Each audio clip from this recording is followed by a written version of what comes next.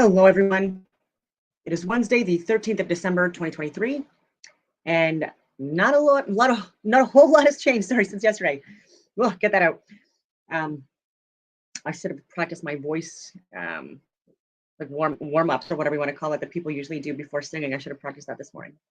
So, still with the propane company, I still have yet to hear word back, but I did get an email reminder that I owe $599 for 6 days of fuel, which again is a lie.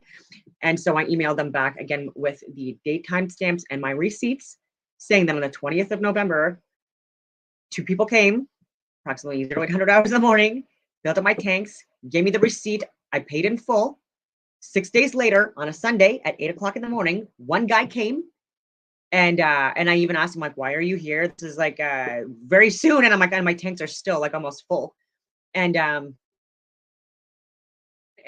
asked for a receipt, and he said, "Oh, the system's down, and like we'll email you a receipt." I'm like, "Well, I was obviously I was uncomfortable with that. Like, what am I gonna do, you know?" And I knew it was sketchy and stuff like that. And he did this on my entire street. And so again, like what should have been like maybe $100 worth of fuel, and during a really suspicious time, turned out to be again like over $450 additional for like my entire street. So there's military people on this street, there's law enforcement, there's veterans, and there's elderly people and farmers.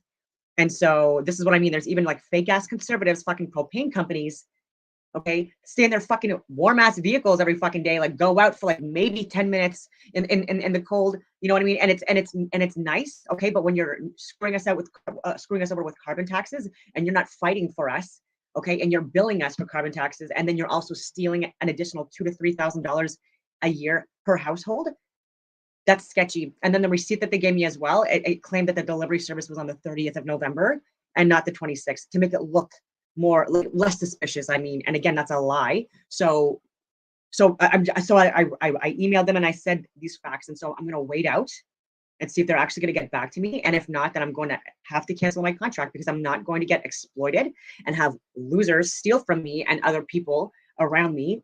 And then when I peacefully try to resolve this and share actual facts, you know, I don't need the runaround.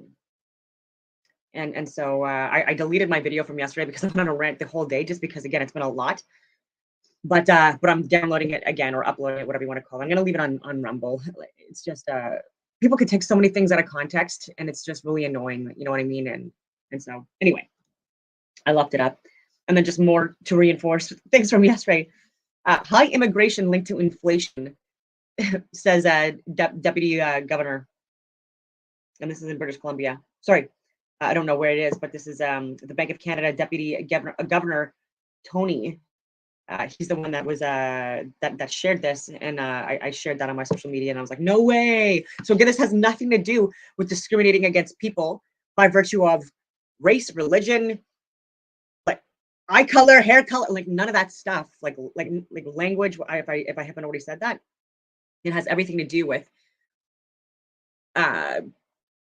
people getting screwed over, like within Canada, when we're already dealing with societal collapse because of people like Chrystia Freeland, who's the finance minister, the worst one in the friggin' history of Canada, and dealing with ministers of national defense like Bill Blair, who gets paid like $500,000 friggin' dollars and writes a lot of stuff off on our dime, stealing from us too, and not responding to emails or phone calls or anything like that. Like, and even with the 23 to 27 hour work week, you have time available in there to respond to people, you know, that are trying to share the information about the carbon tax and like scam and stuff like that. But again, he's also someone that's profiting off of this. And so unfortunately now we're seeing like still the cannibalism within inside Canada, where we have companies that are also trying to steal from its citizens, because they are also, again, like having their mortgages doubled and tripled as well, just like me though, and just like us, right? Like it really pisses me off that like the people that are most impacted by societal collapses are children, women, and elderly people. And I've been saying this for the last few years now, that we are absolutely getting harmed and killed by a lot of fucking policies that are being implemented, and the coercion and stuff like that, and knowingly doing things to ruin our economy, which is a military strategy and tactic. Okay, that's the first one that they would use before anything, is like the psychological, then the economic. It's like, and they're together, right? And one impacts the other very much, right? where the leading cause of divorce is financial duress, you know. So yeah, Merry Christmas. So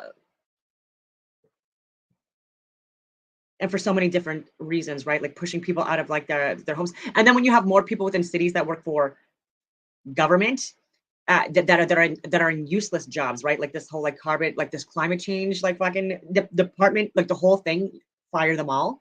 And anyone that's like pushing, like anyone that's involved in carbon tax, because again, 80% of the money that we're giving for carbon tax goes on salaries. Not even fucking kidding you. Okay, and then the rest of it goes on like travel infrastructure. Like it goes on people that are using that money that are a waste of space. Okay, and they could be out doing the farming, doing the fucking actual jobs that need to be fucking done.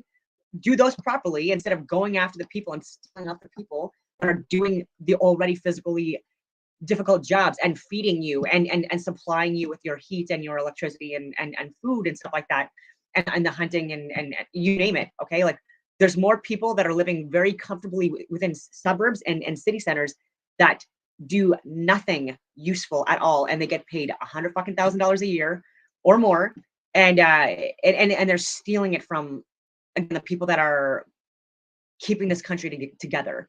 And so the answer is not more hiring, more government, more organizations, like all of this shit. No, it's less, and put more money into proper training and law enforcement and military and stuff like that, and those things. Focus on that. And Wayne Eyre as well. Like he pushed a book. Actually, I should have talked about that. I don't know if I talked about that yesterday. I think I did a little bit. But Jeremy McKenzie said like a lot of good points on that, and so did I. I called it out right away about his hypocrisy. So Wayne Eyre is the Chief of Defense Staff in Canada, and this guy James Topp, who was like resisting, like trying to shed light on the mandates and the forced vaccines and stuff like that, and how it was like crippling Canada. He did a march across Canada, and he got charged and penalized because they were saying that it was like people within uniform should have political neutrality and in the way they present themselves and stuff like that, even though he's a fucking hero and that's actually his job to be to do things like that. Wayne Eyre, and because Wayne Eyre is the one that pushed the Can 4 gens and stuff like that and had no scientific or medical data to back up any of the fucking policies that he was putting in place and the rules that he was putting in place, and not responding to memorandums or lawyers or people at all that were saying that there's more harm than good, and kicking pregnant women out and stuff like that, and or people suffering from vaccine injuries. You know, he was an embarrassment even then. And when a senior NCO embarrasses like the top general, the top officer, you know, of course, like his little fucking frail ego is going to get in the way, his fragile ego. And so James got fucking charged, and Wayne Eyre showing a book. I post a lot of things. So Jeremy McKenzie talking about Weasel Wayne the Week. And this is and this is his post. So as the Chief of Defense Staff, he's promoting a book from a loony named Cynthia Miller Idris, Hate in the Homeland, the New Global Far Right. And I'm not even joking. And so the 5th of December is when he posted this. So like this month, like a fucking week ago, offers a gripping exploration of far right radicalization. The book not only dissects the how and why, but also takes us on a journey from online platforms to everyday encounters. It unveils the unsettling reality of hate recruitment. Coming from the person that has like caused the most hate and resentment and woke narratives in the fucking history of the Canadian Forces. People hate this guy and want him to step down. People that are still serving, that he didn't kick out. And so the level of hypocrisy in that. And then even more people breaking Trudeau's senior MP jumps ship to resign immediately. Just before I even further go into that. And she, like Carolyn Bennett, again, another friggin' lobbyist who's stolen a lot of our fucking money and done no good for the country at all. And then Wayne Eyre, our Chief of Defense Staff, has no idea what he's talking about. And if this loony thinks that like far right extremism is like the biggest threat to Canada, like he needs to look in a mirror and see what the biggest threat to Canada is, and then he has to go over to Justin Trudeau and Chrystia Freeland, and then talk to them. I just can't believe like the level of misinformation. Sorry, I need to go back because I was going to share what Jeremy McKenzie said and then I didn't. This is before I can even talk about like astro theosophy or like my chart that I put together a very long time ago in notebooks and stuff like that, and then finally on a whiteboard. And so 2 days ago, someone posted very similar work to me, and so that was interesting as well. So before I get into that, here's another guy who was I don't know if he retired as a master corporal, I believe it was, but in the special forces, and so like a lot more training and qualifications than Wayne Eyre, more outside the box critical thinking as well. And so another person that like simply just like embarrasses this guy because like he is so uneducated and unintelligent and unaware of the reality of Canada, and people just keep on calling this guy out, and he needs to be investigated. He needs to be dishonorably discharged, and yeah, and if you need a replacement, I'm open and available, and I would do a much better fucking job than this clown, and so would so many others.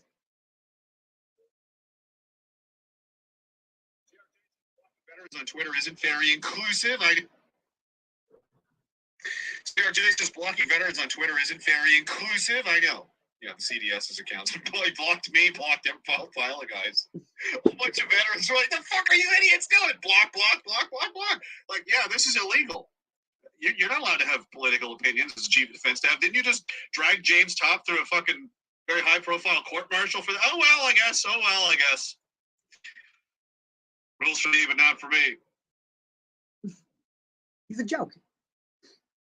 And the thing is, he's on his high horse. Melanie Joly still spreading misinformation about Ukraine and Israel and Palestine.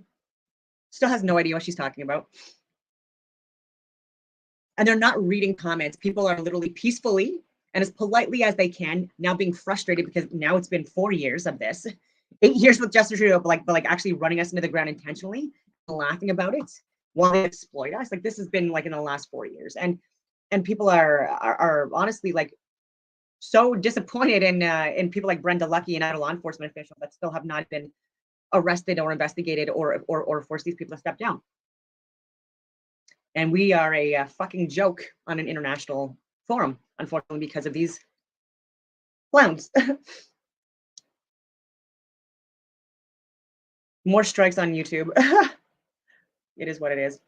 I want to, before I get into the juicy stuff, I also wanted to show something from Jimmy Dore with Tucker Carlson. The war machine cannot be stopped. Who's running this country? The war machine. It certainly isn't Joe Biden making these decisions. I would like to know who is making the decisions. And I just want to remind everybody, the United States is the world's terrorist. We just set the Middle East on fire in the last 20 years. And now we're doing the proxy war in Ukraine, which we provoked, NATO provoked, and it was just admitted that we provoked it by the former Prime Minister of Germany. And now we're trying to saber rattle with China, and they're predicting a war.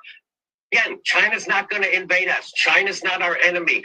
We might have an economic war. That's what these are. These are economic wars. These are wars for, in Ukraine, it's about liquefied natural gas and making sure Germany and Russia never come together because we fear Russia's natural resources and manpower, and we fear them getting together with Germany with their technology and their capital. And so that's why we blew up the Nord Stream pipeline. That's why we're doing the Ukraine war. This is all about hegemony, imperialism, and economics.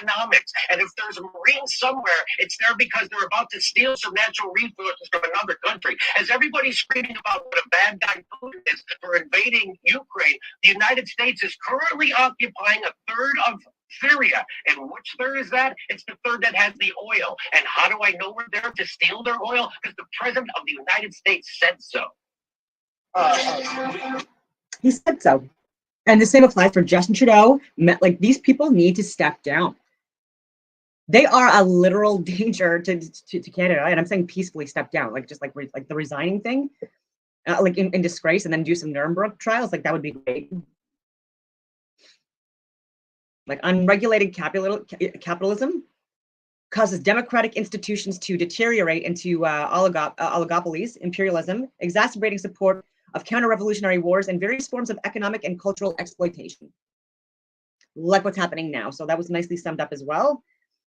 and me sharing like hating the homeland, far right extremism. When we have leftists, extreme leftists in government right now that are ruining it from the inside, including Wayne Eyre, Bill Blair, Marco Mendicino, Jim Watson, Justin Trudeau, Chrystia Freeland, Melanie Joly. These are all liberal members, and they're lobbyists, con artists, manipulators, fundraisers for non-Canadians who have shares and stocks in the military, pharmaceutical, industrial fucking real estate complex. And they're selling Canadians out just like they sold Africans out, just like they sold a lot of Europeans out, especially fucking now too. Just like they sold people in South America out, just like they sold people out in fucking the fucking Philippines, India. Do you want to go on? Palestine, the Middle East, fucking, you know what I mean? Like, are you like, can people wake up now?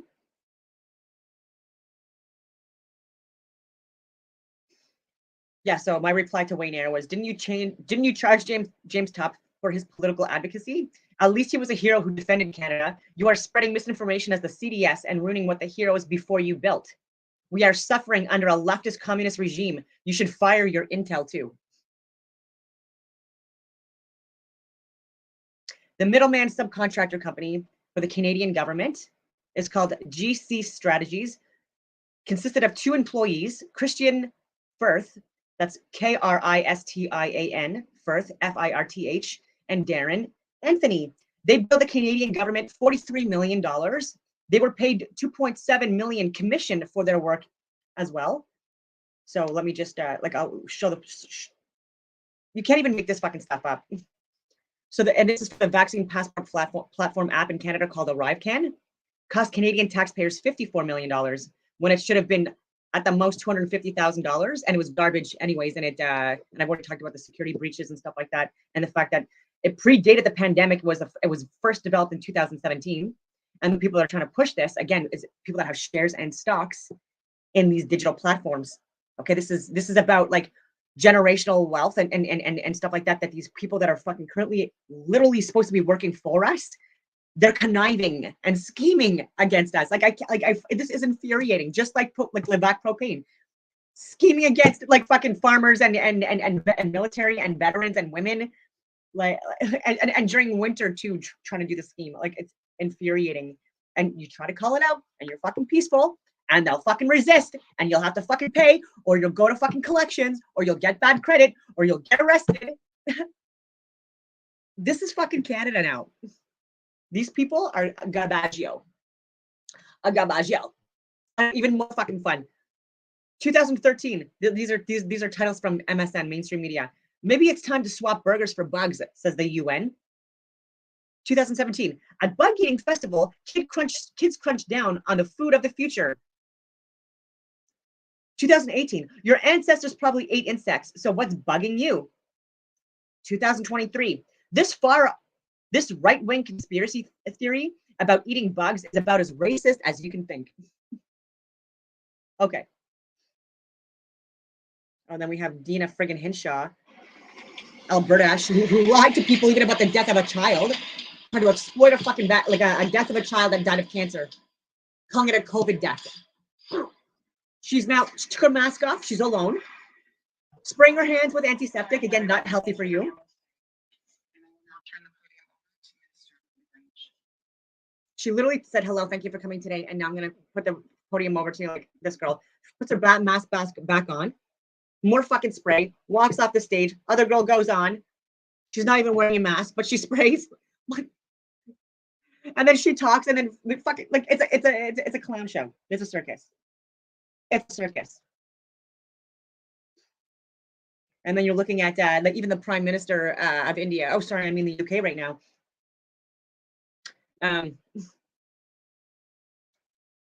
During the time of the crisis, do you? No, I don't. I've changed my phone multiple times. Man, I've changed my phone. Now I have access to any of the WhatsApps that you did send during the time of the crisis, do you? No, I don't. I've changed my phone multiple times. Minister, I bet none of you know who it is, do you? He's called Rishi Sunak, and he actually looks quite sweet. He's taking part in a COVID inquiry. Listen to what he says about this. He's a total blag. You don't now have access to any of the WhatsApps that you did send during the time of the crisis, do you? No, I did. I've changed my phone multiple times the past few years, and as that has happened, the messages have not come across. You know that Rishi Sunak, prior to being in British politics, was one of the founders of a hedge fund that invested $500 million in Moderna, and they've probably not heard of Moderna because, well, they've not done anything of note. How have I heard of them? Oh, yeah, this terrible cold went round, they had to give up like everything.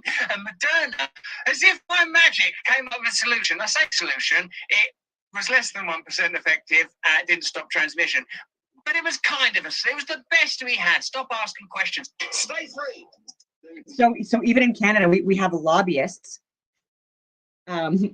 that have used our money that they've taken from us, and then also exploited shares and stocks and stuff like that, and getting companies that they have like ethical breaches, conflict of interest, absolutely. But even people that are liberal cabinet members that were even like the previous heritage minister that just like cycled over to another freaking position that he should be fired from as a heritage minister, the worst one in the history of Canada, who I also emailed, and implemented the censorship bill.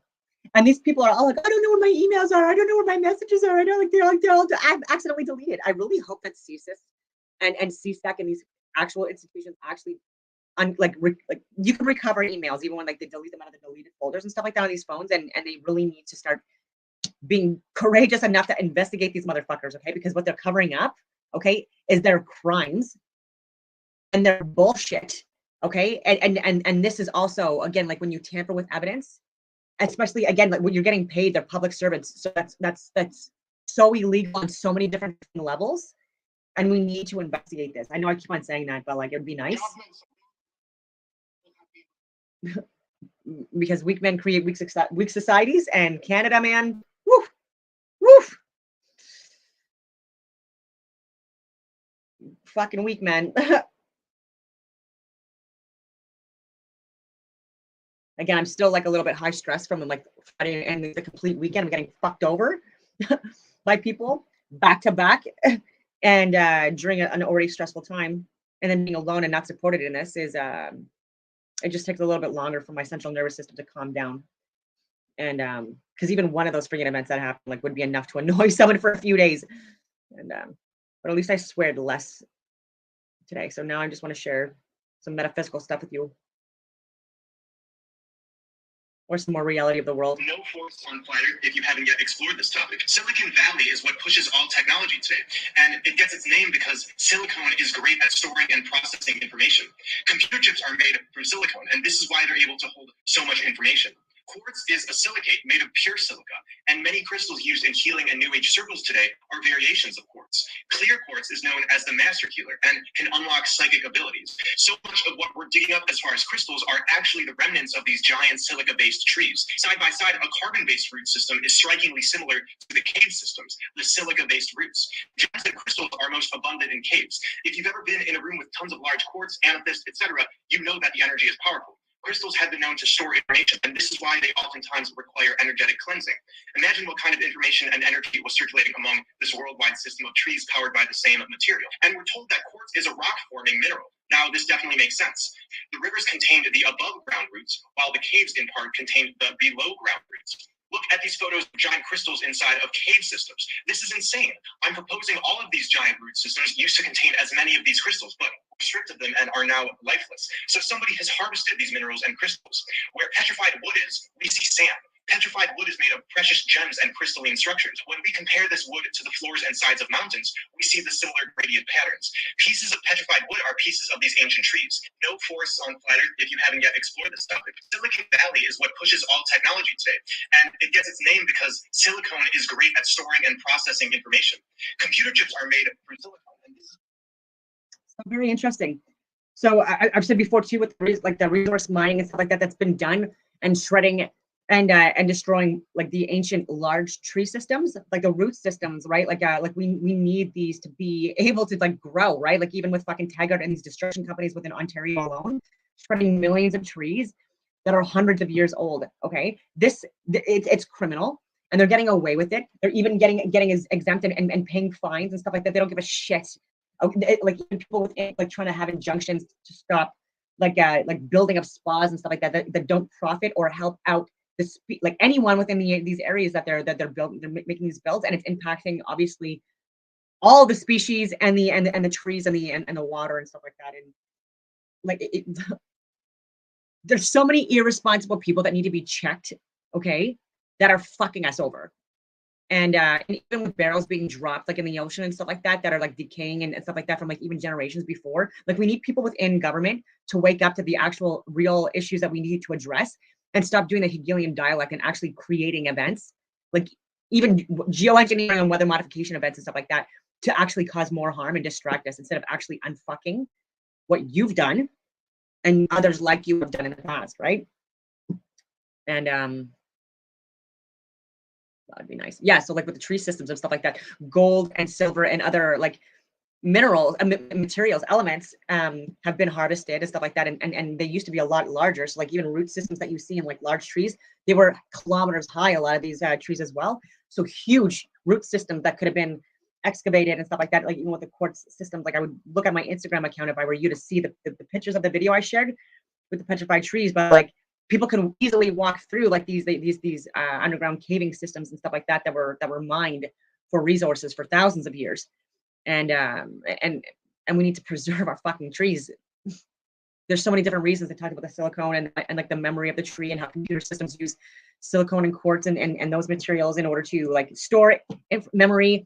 Trees have memory as well as humans, and even other elements. I'm going on all these tangents, but I want to share the screen because like there's let's get physical. There's a metaphysical video out that where there's a lot of similar talk about lead to gold that I talk about and offering information with that. But because I mentioned 137 a lot, and I also said that it's a golden angle. So in geometry, the golden angle is the smaller of the two angles created by sectioning the circumference, blah, blah, blah. But anyway, it comes out to approximately this. And they try to use circular math in mathematical astronomy and call it like spherical, but you're still measuring like the angles based on radians. And their measurement from the distance. Just look at this. So they're claiming that this line is equal to this line, and that's how you get the angle. But it's curved, and that's the curve, and then the Earth is curved in a sphere on a globe.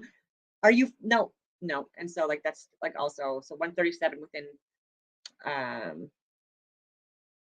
also the fine structure constant, and also like the Fibonacci spiral, golden angle in nature. So many different species. And what I also think to be like the representation of the phoenix, and I think that's what the Archaics is getting stuck up on a little bit, or hung up on a little bit, is anyway, he's a genius, so it's like he's not really hung up on a lot of things, but like I think the representation of phoenix is the sun.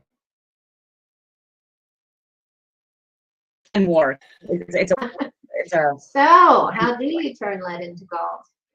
Yeah, what does that mean? That is the question of the hour. Because if we're really turning lead into gold, then that's, we would believe all the well, it's not to believe it, but all those chemists and alchemists that were trying to actually physically do this. But was it really something they physically wanted to do? The root of the meaning, or is it something far more esoteric? And of course, I'm going with the latter. And they have today, we can turn lead into gold, and it's so costly. It's like, multiple times cost, the value of the gold itself.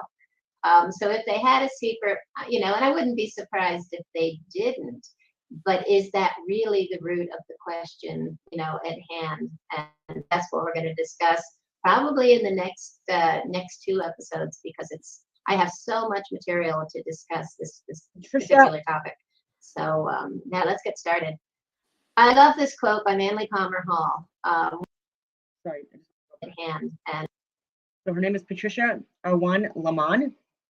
And I would highly encourage you to look at her work as well, because I love this. I just started watching this. I haven't watched the whole thing, but I just started watching it this morning, and I'm like, wow, she's friggin' like have very similar fucking knowledge and theories on astrotheosophy. And so this is the first time I've ever actually saw someone get as close to like what I've gotten close to, and with like the similar diagrams that that I would use. That is literally like my friggin' on my whiteboard. Anyway, and that's what we're going to discuss probably in the next 2 episodes, because I have so much material to discuss this particular topic. So now let's get started. I love this quote by Manly Palmer Hall. When the human race learns to read the language of symbolism, a great veil will fall from the eyes of men. They shall then know the truth, and more than that, they shall realize that from the beginning, truth has been in the world unrecognized. Save by a small but gradually increasing number appointed by the Lords of the Dawn as ministers to the needs of human creatures struggling to regain their consciousness of divinity. And this really speaks to what we're going to be talking about, because divinity is the gold. And right now we are the lead. We are dense and heavy, and time seems, everything seems to be such a chore. We are. Also, fun fact that Dawn in gematria, or gematria, however you want to spell it, is 42. And the like the answer to like the universal question of the like whatever you want to call it, the Guardians of the Galaxy, like the answer to like the world or the universe was the number 42. And I've talked about 42 as well, and I've looked into the number. Like there's so many different like interesting things about that number. We talked about the evolving and devolving consciousness. Well, and we talked about being at rock bottom. Well, I'm going to suggest that turning lead into gold is basically that, moving from that heavy, dense state of being in physical matter to something more divinely spiritual. Who are the Lords of the Dawn? That sounds to me like the Shemsu Hor. Well, I think you're absolutely right. That's beautiful, Alan. Well done. Someone asked me that. I posted that meme on social media, and exactly, Lords of the Dawn, new day. That's the new beginning. We are in a night cycle. We've talked about that. Day and night cycles in our on every day in an annual year, and also in Plato's great year, the precession of the equinoxes. And so, the Lords of the Dawn, obviously, yes, at Horus or rising. He is that symbol of the ascended. So Hor is more of a relation between like Horus, which is hour in French, and more regarding like time, and now there's a lot of like obviously negative connotations about Hors, but it's not. It was not meant to be like we use it now. Iris into the day cycle. So yeah, Lords of the Dawn. I mean, it's perfect and actually perfect for this particular episode. So look at this wonderful symbolism in front of us. To me, it's just mind blowing. And before I even get started, I want to mention that I saw this dynamic on the ceiling at Dendera, the Temple of Hathor at Dendera here in Egypt. The dynamic I'm about to speak about, and I saw it so clearly, and it blew my mind. And I started doing the research, and these are the things that came up. And this was not something I did overnight. This was many, many years of research, because what I discovered was so mind-blowing and hard to believe. I didn't even talk about it to most people the first couple of years until I had my folders and folders and folders of information that came to the same ideas. And for me was basically proof of what I was seeing as being the truth. And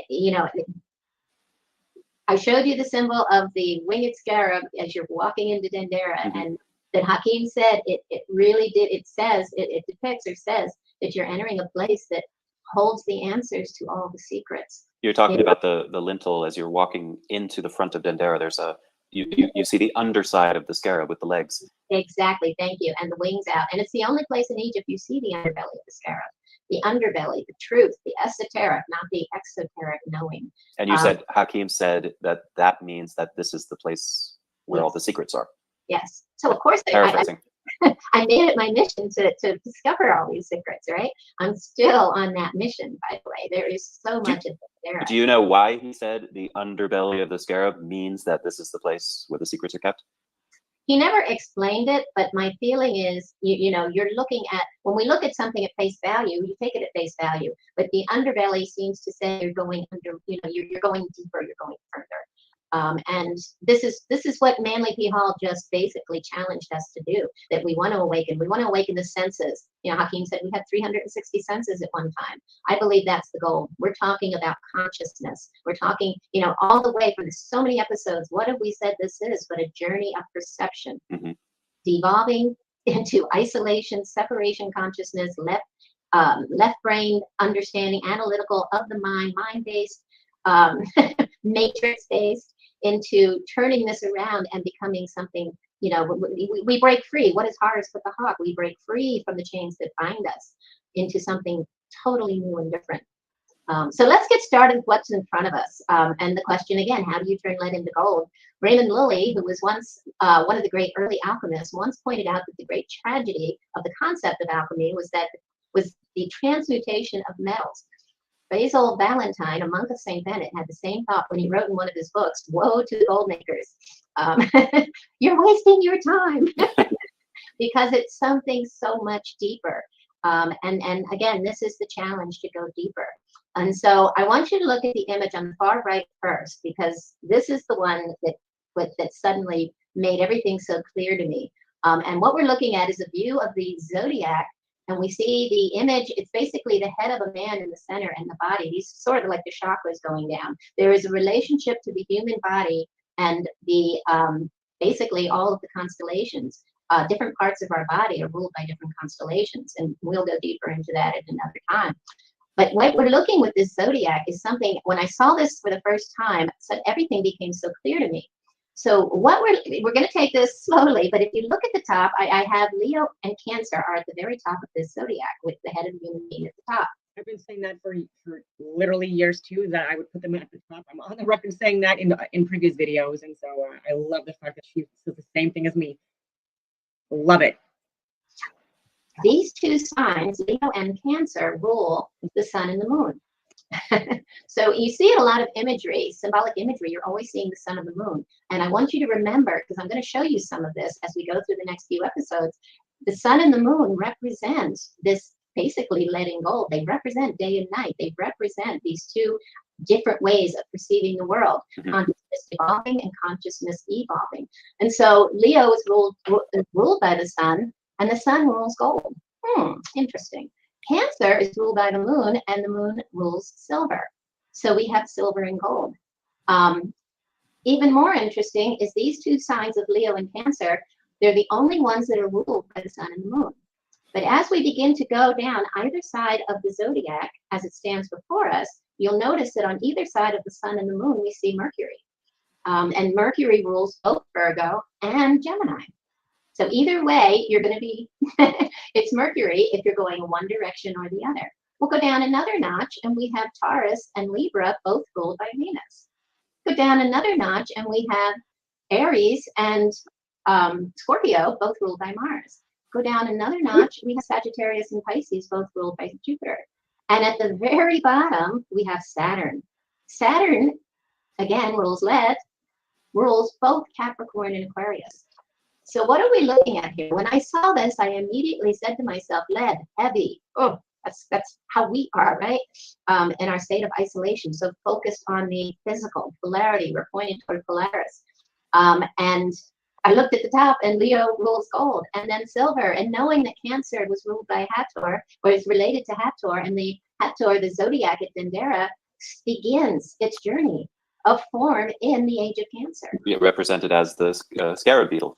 Kepler. Exactly, taking it's what? He's pushing the sun across the heavens. And it's the journey of the seed of consciousness. We did all this in prior episodes. I've shown you, I've given you the base material on this. And this is the basis. I'm going to show you a slide very soon. So there could possibly be with the luminaries, but most certainly also the sun and the moon, because they're electromagnetic in nature, right? One being more electrical, the moon, and one being more magnetic, radiating, being the sun. So even with that, like there could be some kind of like a dualistic kind of synergy that's making them like a push pull revolve, like around us in the within the dome, within the firmament above. All interesting things. It includes, you're really intuitive today, Alan. It includes this symbol of the Kepler beetle going through all of these planets as a sign of alchemy. It's a symbol of alchemy. So it's all related to what we're doing. And alchemy, remember, is alchemet. It all comes from Egypt, the word itself.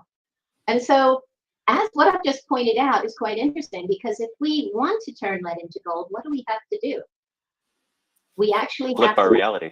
exactly literally go from the bottom on a portal to the top, but not in a straight motion, but in an X, because we take Aquarius. Aquarius is on the right side of the bottom, right? Well, if we're going to turn lead into gold, we take Aquarius to Leo. Right. The opposite of Aquarius is Leo. The opposite of Capricorn is Cancer. Exactly. And that forms an X. And what do we know an X is? An X is a portal, an interdimensional portal. And the place in the center is 0 point. It's our moment of silence. Oh, wow. This is putting it all together. Everything we talked about. This is huge. So now quickly take a look at my image in the center. Because this image, I will turn my phone off. Sorry about that. This image in the center is an emblem of the zodiac. I mean, sorry. I can only do one thing at a time. Okay, the image in the center is an emblem from the Vatican. And it's what? The cross keys of the gold and silver keys. The golden key opens the golden gate, and the silver key opens the silver gate. Wow, think about this. That's huge, because what we're looking at on the far right is exactly that. This is what that image represents. I'm going to talk more about where we get this symbol. Also, just to point out some things about the symbol, if you look at the rings of the key, they're like two eye sockets, and you have the optic nerves crossing in your brain, where the left eye is connected to the right brain, the right eye is connected to the left brain, and you have this crown in the middle, which is the pineal gland. Exactly. Which is activated when two hemispheres of the brain are in perfect balance. Right, 0 point. 0 point. And you see where my arrow is pointing from the lion's heart. I even talked about degrees of a circle for the 0 point or the 180 point, however you want to look at it. 0 or 180, and you have the like the 30, 60, 90, 120, 150, negative and positive degrees that are the major ones as well that fit within the zodiac wheel, the birth chart, the geocentric model of the universe.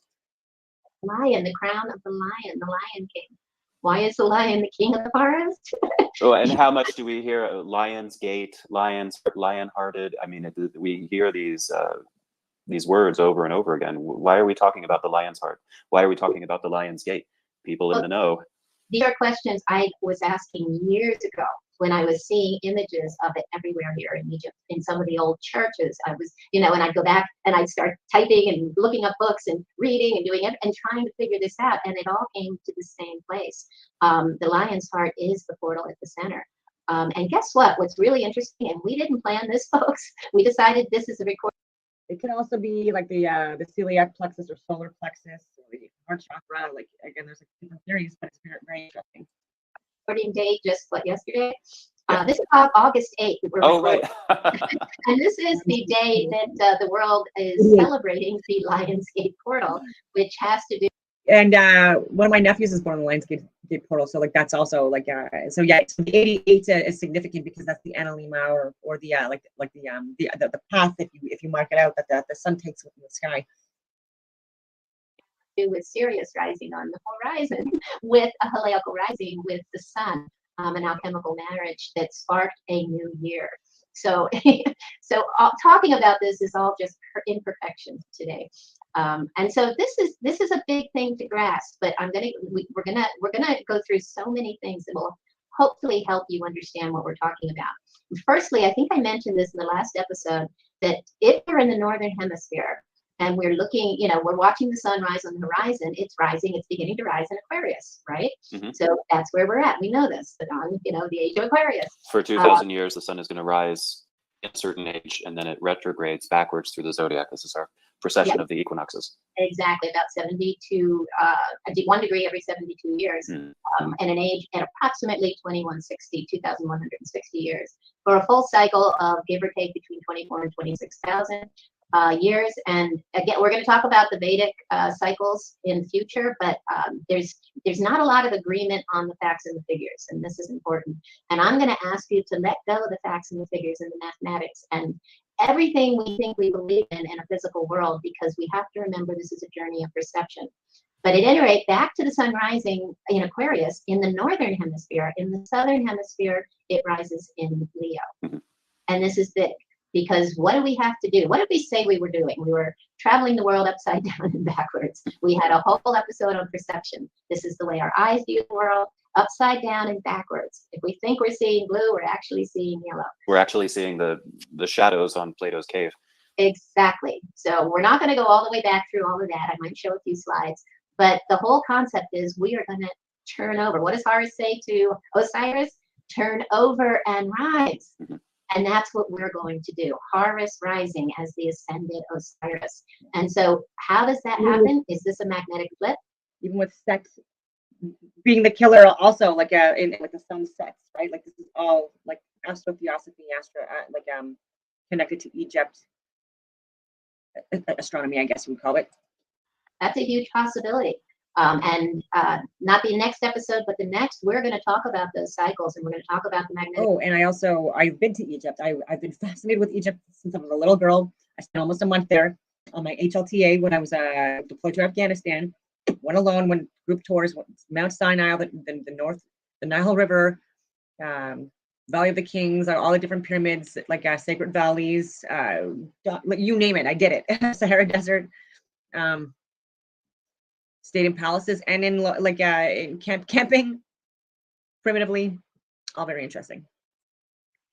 Excursion, and I'm going to show you the slides, and we're going to talk about every aspect of what's happening in the sun cycles, as the sun cycles, the 11:11, all of these things. There's so much exciting stuff coming ahead. So stay with us. But let's get back on track and just begin to wrap our thoughts around the possibility that we have a magnetic flip. We have a moment of silence when the magnetic, this magnetic excursion is huge. It's changing our weather patterns. Climate change is not caused by humanity. We're not that powerful. We are making an impact on our own environment. We are killing ourselves with pollution, polluted food, synthetics, explosive technologies. The earth will always survive. It'll spit us off and keep on ticking. But what's happening is something far more powerful. And, we are electromagnetic. Our bodies are electromagnetic. That's the physical reality, but it comes from something so much higher. It's a different form of energy. It's other dimensional. And, all bets are off when we go back to center. And then we come out of center and we spin again. And maybe we spin in a different direction. So let's keep going. I'll try and make it more clear. So alchemy, right? Are we really talking about physical gold or dense matter becoming liquid light? In biogeometry, they speak about the highest quality of gold. And maybe this is an etheric, higher dimensional quality of gold that we can't sense today in this left brain conscious perception of our reality. But if we're looking at lead and gold, that maybe becoming liquid gold isn't about turning lead into gold, but it's about combining lead and gold. The union, right, of the two opposites combine in the center to form liquid light. And then, and I love this image in the upper left-hand corner. You see the two with the heart in the center. This is what I'm talking about, coming together, back to the lion's heart, and then flipping. And the question is, when we flip, which way will that liquid light go? Will we turn into gold? That's the plan. And then start a different cycle, another spin. And maybe, I've mentioned this, we'll talk about it in the future. And I know I keep saying that, but I like to give you hints of what we'll discuss more. Maybe we're going to spin with Venus. Venus is the only planet that spins in the opposite. If we have the perception that it spins in the opposite direction of all the other 7 planets are classical planets. And the other planets, Mars, Jupiter, Saturn, they're all depicted as male netters or forces of nature or gods, if you will. Venus is the only one that is given to us as a feminine energy, and she spins the other direction. So how are we going to move from a left brain, patriarchal? Venus also has phases like the moon does, and so does Jupiter. So I would consider them to be more luminaries, like I've mentioned in other videos. And that Mercury is a mix of a sun and a moon. night cycle into a right-brained cycle of So whatever the mixture is with the sun and the moon, like that's what Mercury is. unity consciousness. And it requires, in my opinion, a perception of the opposite spin. Now, I'm not saying the Earth actually has to spin the other direction, but I'm saying if we have a magnetic flip, we will have the perception, because consciousness lies in the magnetic field. We will have the perception that we are spinning the opposite direction, and that changes everything. Breath out into separation consciousness, then we have a reversal, breath in relation back to center, the heart. So it's a reversal of direction back to our center. We don't go there. We don't become gold right away. It's a journey. You know, we fell and now we have to rise. What do you mean though by combining lead and gold? Well, if we just turn lead into gold, we don't get to center. It's sort of like bringing the two together. And that happens when the magnetic field reverses. What it does is that it does this. I have an image in, not the next episode, but the next. It's really beautiful of how a magnetic field collapses and reverses. And it comes together and then it comes back out again. And it's, again, it's all done in 3D. It's happening multidimensionally. But in our concept, it's basically just flipping the yin yang. Well, it makes me think of, the wormhole demonstration where you fold a sheet of paper. The quickest way between 2 points is to fold space-time and go straight through. Exactly. We're trying to understand turning lead into gold in terms of our perception, our very limited 5, 6 sense perception. When, in a multidimensional reality, things are happening in a totally different way. And this is the opening of our mind. This is what I was talking about in that first slide. Challenge ourselves to open our minds, open our senses, the senses we forgot we had, and see the world in a different way. Can you even envision liquid light, scalar energy before it becomes electromagnetism? It's other dimensional, becoming form. So I'm introducing things we don't think about, but if we did, this is the next step. And the reason I'm so excited or so I feel it's so important to understand this now is because of what's happening on the planet. This is that moment in time. Understanding what's happening changes the way we walk through it. And that's the point I want to make as we go through these episodes, is once you understand it, it's a whole different process.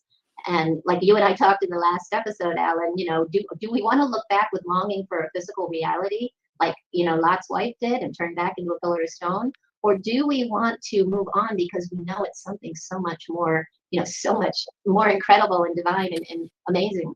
That may be the question, that each one of our souls are asked. It's almost like, do we want to take the reins and control this thing, or do we want to allow it to be something that happens to us beyond our control? Exactly. And with the fear that's attached to it, fear will distort anything and it will always pull you back into form. That's the key. Fear will pull you back into form. That's the Lot's wife analogy. That's exactly it. So this is so important. And as I say at the bottom, liquid light is the holy grail that we seek. We seek that heart in the center. And you can see that bright shining light in the center of the Taurus field there. That's not there by accident. That's the portal. That's the heart of the matrix. The matrix is the mind. And we've talked about that before. These shouldn't be new concepts if you've been staying with us. So here's your Vatican flag. And what do they say about this? This is of the Holy See, or the seat of the jurisdiction of the Pope and his role as the Bishop of Rome. The Holy See is less viewed as the central government of the Catholic Church. But this is the flag, and the gold key represents spiritual power, and the silver key, worldly power. So what are we looking at again? The divine and the physical. In another way of saying the same thing. The silver key, they say, always points toward the yellow band. I haven't quite figured that out, what yellow means, but it's the mind. Yellow is all about intellect. So there you have it. I just figured it out. Okay, so where did the concept of the cross keys come from? Well, it goes way back. I've shown you in the past some illustrations from India and some other places, but they call them the 2 cross keys of St. Peter. You see this beautiful image, and he's holding the silver and the golden keys. This is a painting by Paul Rubens depicting Peter vested in the pallium and holding the keys of heaven, right? This is the zodiac. That's where heaven is, right? This is what it's all about. It's not about turning lead into gold in a physical form. It's about something far more profound. We've shown this before, this concept of the illustration of that oneness, the two directions moving in. You know, the creating universe appears from the one, it emanates from the one great central heart, and it disappears into the one. And if you notice, it's two different wave spins. It's separation consciousness versus unified consciousness. This is how it works. Things have to change. We don't just step into the next golden age overnight. From where we're at now, is that possible? Something's got to give. And it means flipping. It means changing our perspective at the very least. And in my opinion, changing our perception. And maybe we can instigate it. You know, if mass consciousness got together and say, you know, enough is enough, and we open our hearts, that will shift things. But that's a big ask. So maybe the planets just in the sun is just going to do it for us. Fingers crossed. And I say that tongue in cheek. You know, it is an end, but every end is a new beginning, and we do not die. There is no death. And so this comes from Dr. Ibrahim Karim in his new book. It's called Hidden Reality: Biogeometry of Physics. Biogeometry, Physics of Quality. It is mind-blowing, this book. I am nowhere near all the way through it, but you know, everything I've been studying, you know, every day I read a little bit more, but I'm taking my time with it. And it's really, he has such an eloquent way of saying all the things that we've been talking about. He is what I would consider the Imhotep of the modern world. And he deserves a lot more attention than he's getting, and he's becoming quite famous. So, you know, if you have the chance, you know, order it now, Hidden Reality, the Biogeometry, Physics of Quality. But he says the outward centrifugal diversifying force is mental in nature. That's what we've been saying. While the inward centripetal unifying force is emotional in nature. And this is gravity. That's the law of attraction. We want to get back to the heart, that centripetal. And we are going to talk about that in the future because it's huge. So let's just get back. There's the Sima Tally. We showed you this early on too. And this is also relating to the heart. Can't move it now. Whoops. It's a little off center there, but it's supposed to be in the center. And the heart, you know, that knot in the center. These are two images of Hapi. Now, Hapi is Aquarius, by the way, guys. And these are two aspects of Hapi, north and south, coming together at center. And it's no mistake. These are the earliest icons you see. Originally, you see the Sima Tally without icons, without, you know, without figures, netters. And then, you know, as we migrate through time and the cycles, and you begin to see netters. And the first ones we see is Hapi. And again, he is Aquarius. He's the fertility of the Nile, the fertility of the water, which is the life force on the planet. The Sima Tally, symbol of the lungs, remember that. The windpipe, knotted by papyrus and lotus plants, symbolizing the unification of Egypt. The heart and the mind, the two hemispheres of the brain. We come to center for a moment of silence, a perceived moment of silence. You know, and everything on this planet, it moves in the same inward breath, inward and outward breath. We've shown you pine cones. Here we see shells and plants and hurricanes, and, you know, and even our galaxy. It's all the same. It can't be any other way. You know, here we have the Mehen game. It's showing the same concept. If you look, you know, Old Kingdom, 4th to 6th dynasty, 4,500 years ago, right? You know, this is an ancient knowing. And you see the center is the snake going inward, but you also see that the other spiral with the, it could be a duck head, but it's the head of a bird, right?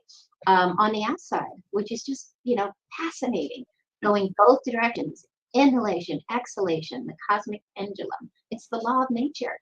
It can't be any other way. Everything breathes in spiraling motion, out of and into the heart of creation, the Holy Grail.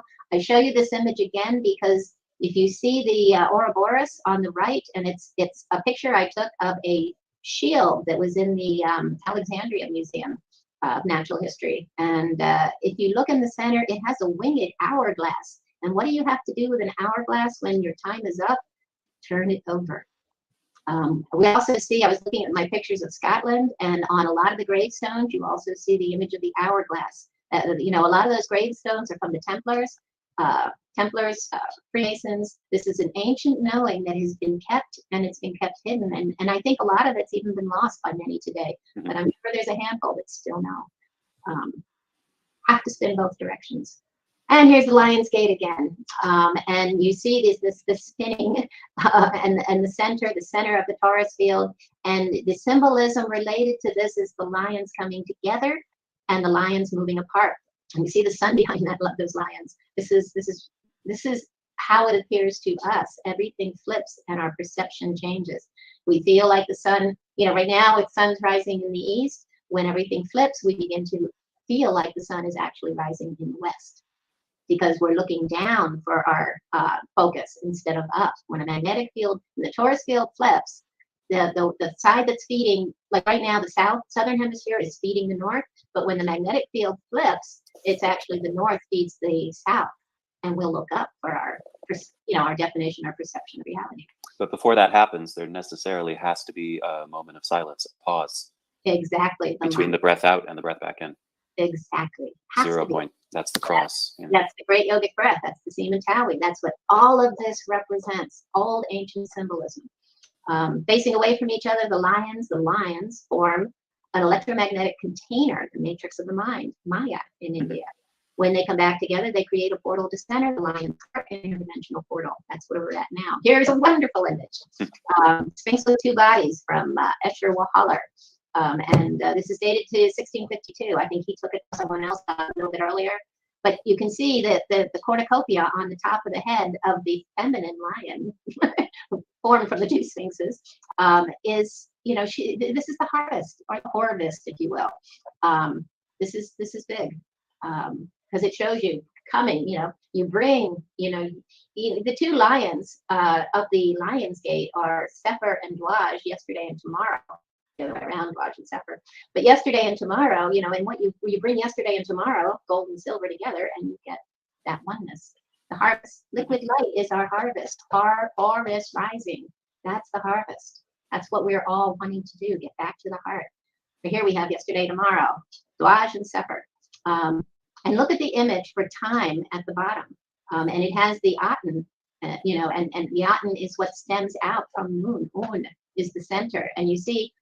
This image of the hawk with the disc, it's Ra, is riding the serpent with the dual crowns. So that's showing unified consciousness at the center. And then it breathes out either to yesterday or tomorrow. That's possibly a more modern concept. It could have meant dual opposing spin, which is exactly where they're facing, the dual opposing spins of time. Nehe. Look at this great image on the left. You see the zodiac in the heavens, and you see the lion. It's a winged lion facing the sun. Sun rules the lion. And underneath, you see the shadow of the day and night and the moon, and they're Sirius as the dog, the dog star, if you will. The dog days of summer. But there is that separation, the alchemical marriage. When that moment happens, day and night become one. Noon of any day, year, or great year cycle. It's New Year's Day. That's what they celebrated in ancient Egypt. In Memphis in 3000 BC, the Lion's Gate occurred, the Halakhic Rising occurred on July 15th. In Egypt today, in Cairo, it happens on August 2nd. So that's caused by precession and the movement of the stars as we precess through the precession of the equinoxes. And this rising of Sirius was the indication that the Nile was going to flood. Exactly. And that's Hapi represents. Hapi lives in play and in the cave, and he dumps the waters for the flood. That's Aquarius, folks. Aquarius wasn't the time of the year that the Nile annual floods came, but it is the time of the year that the great year, the biannual floods of the great year come. And that again is another signal right there. But we'll show you some images of Hapi in a moment. But yeah, this is a portal between darkness and light, a night cycle and our day cycle.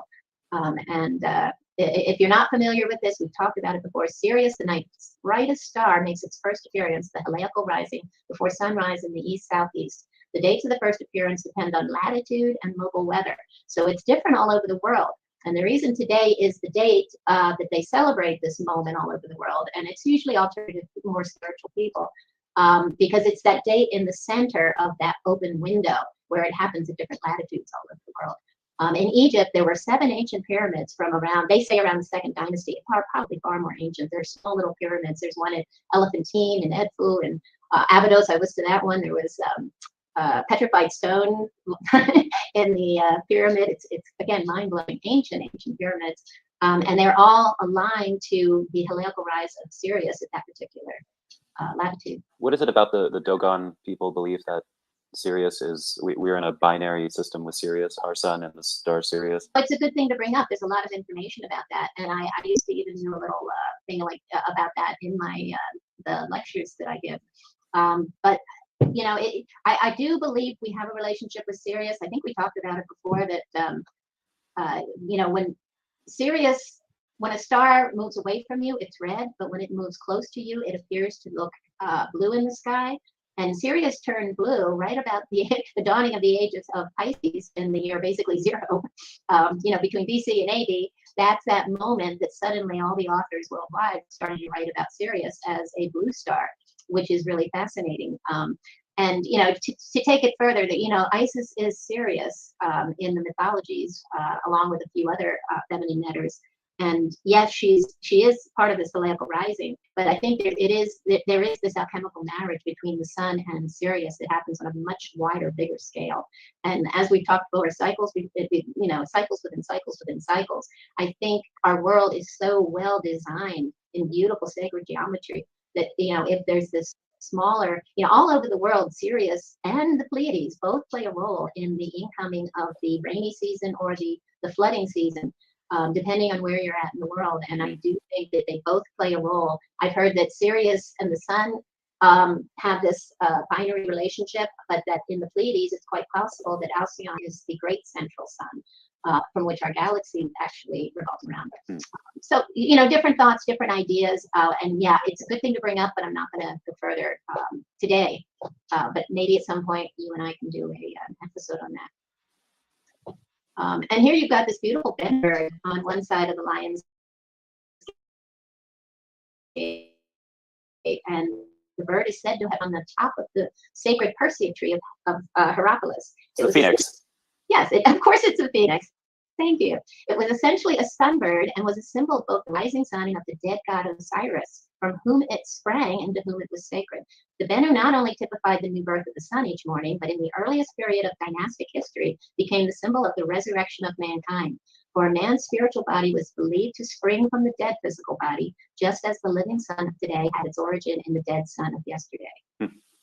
Think about that. You know, a man's spiritual body springs from the dead physical body. We might be walking through this with much more grace than we can perceive at the moment. And again, it's remembering we are not our bodies. This is the key to getting through what's coming ahead for us. And I've even heard it on the radios. I mean, on the news recently, that, you know, scientists, and this is on the major news media, are saying that we are rapidly moving into a sixth extinction. You know, they're saying definitely within 100 years, but I think what they're telling the public and what's really happening could be two different things. And it's really essential that we wake up and start working on bringing ourselves back to a center of peace, a place of peace, in order to move through these times without fear. This was the real key, that the focus in ancient Egypt was remembering of harnessing that polarity, bringing ourselves back. You know, the things, you know, that you know, fear brings you back into the physical. We have to move from fear into something far more sacred and divine. We don't have to, but it's a choice.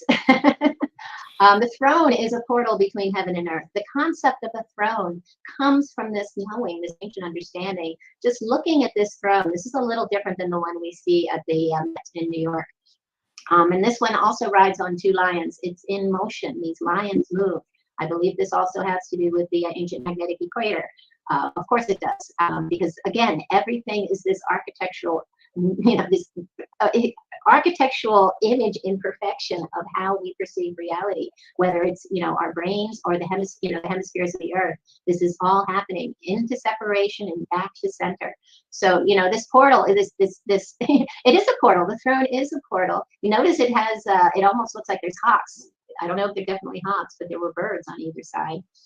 But it also has the winged sun disk on it to show that when you sit in that seat, you are the power of God. So that, you know, the power of God on earth is that portal. You know, it's that place where heaven and earth meet. That is the Ark of the Covenant. That is all the things we've been talking about. And it is that moment that we are coming back together. Ark of the Covenant. Covenant is a coming together of two things, two opposing things. And that's what this is. It's carrying us into the next world. So yeah, we've shown this before. Beware of traveling the world upside down and backwards. It bears repeating and remembering that this is what we're talking about. You know, the dangers of traveling in the underworld include the unpleasant possibility of not only traveling upside down, but of one's bodily functions being reversed. You know, our eyes see backwards, right? We want to see what's in the space in between. That's from the Book of the Earth, by the way. That's where we're at now. And that's what we're hoping is going to flip. So here is a wonderful image. Again, this is a masonry, Freemason image, Freemasonry. And I call this smoke and mirrors because that's what we've been living. You know, this is what's about to change and flip. We've been experiencing reality. You know, you said it, Plato's cave, and there it is at the bottom. Look at this image. How can you not understand what's happening here? And we see Hathor's mirror, right? We see that there's a feminine figure made up of stars. She's got a double-headed peacock underneath her, and there's a double-headed eagle underneath the sun. And this is really important, dual opposing spin. But more than that, she's holding a staff. It looks like it could be a lotus staff, and it has a bird on the top, which is like Horus, the lights on the papyrus pillar, the lotus pillar. Right. So, and that has to do also with the story of the mound emerging. There's a place, I think it's might be Italy. It's remote, but there's a village that lives in a bowl, and they actually have like a huge mirror that was created in 2016 or around that time, where it reflects the sun and it hits the like the community, and it assists with like warming and light and things like that. Sorry, my dogs are playing. So Ida Pingala, Ophiuchus, Hermes staff, from the floodwaters. And as the waters recede, the papyrus is erect, and Horus, or a bird, they say a bird comes to light on it. And that's the symbol we saw at Dendera. I've showed you the images of it in between Osiris taking his first step and Sothis, Sirius, Isis as the thing he's looking back at. Two dual opposing ways of perceiving reality: the feminine, the matriarchal, the right brain versus the left brain. So this is said to be the great art, light and shade, divided into 10 books, to whom the wonders of light and shadow in the world, and thus the whole of nature. Everything in nature, upside down and backwards. Reflections. The moon is the reflected light of the sun, and it's what we see in a night cycle, and it's basically reflecting the illusion of what's real. And I don't believe, or I'm not convinced with everything she says. But again, she's friggin' close to like a lot of things that I definitely believe in. I'm going to show you another image here. These are even better. You can see the detail, but look at this image of the sun. I think the moon, like the other ones, are self illuminating gaseous balls or whatever you want to call it, but like light in motion, like and they're vibrating. And you see it's a body, and it has all the symbols of the zodiac. So it's actually showing you that all of this has to do with where we're at as we precess through the ages. Yeah, just like you showed in the I don't know if this is a fan, like whatever, but like the zodiac signs. Yeah, all-seeing eye. This is the caduceus with the two serpents, Ida Pingala. This could be like the phoenix or the griffin, whatever you want to call it. There's so many different things I could talk about, but the first image. Exactly. So I love when you find this stuff in the symbolism. I used to look at it and think, I wonder what all this means. And now, because of all my studying here in Egypt, I suddenly see and understand it. You see the caduceus and that, and the eye at the top. There's maybe that's the eye nebula in the middle of Draco, right? And the chakras, moving, the Kundalini rising to center. I could go on and on about this imagery and the symbolism, but we want to stick to the topic. Well, and remember just that every part of our body is fractally imprinted and connected to the entire universe as a whole. Exactly. And we all know all of this at a subconscious level. So in a way, this is like a distant memory, but the more you see it, I didn't just know this stuff overnight. This was years and years of research to really, it's like, oh my gosh, I'm looking at the same thing and it's everywhere. Well, I liken it to those magic eyes. Yeah, it takes years to connect all of that stuff. Pictures that from the 90s, remember, when it looks like a bunch of flurry nonsense, but when you focus, let your eyes relax and you let your hemispheres of the brain both focus at the same time, suddenly a picture emerges that I a remember. 3D picture out of a 2D image.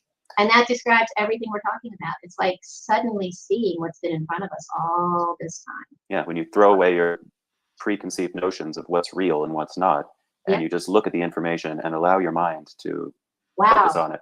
To let go. To The open. noise goes away and the picture becomes clear. Exactly. It's beautifully, beautifully said. That's exactly what we're doing. So here, real quickly, you see the reflections that create the game board of our journey of the illusion of life in the material world. There it is. And there's the checkerboard. It's the game board of duality, and and so much more. The games, the ancient games, chess and checkers, they're ancient games that, you know, have a deep esoteric meaning. And here we go. We've seen this before, but you can see it in motion. All form consists of one substance, light, and how we perceive it changes depending on where we're putting our attention, where our mind is at, where our perception is.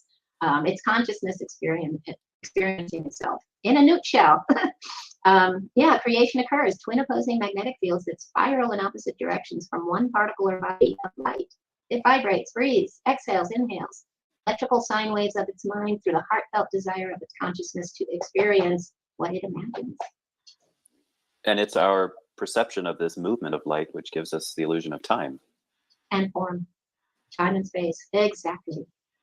Exactly. 0 point is the heart or centering point. I don't know how many ways I can say it. Yeah. I really want you to believe me. From this heart or 0 point, everything exists as a potential. That means once we go back to center, what I'm trying to say is that doesn't mean we become something else, other dimensional, right? We're at that center of just consciousness.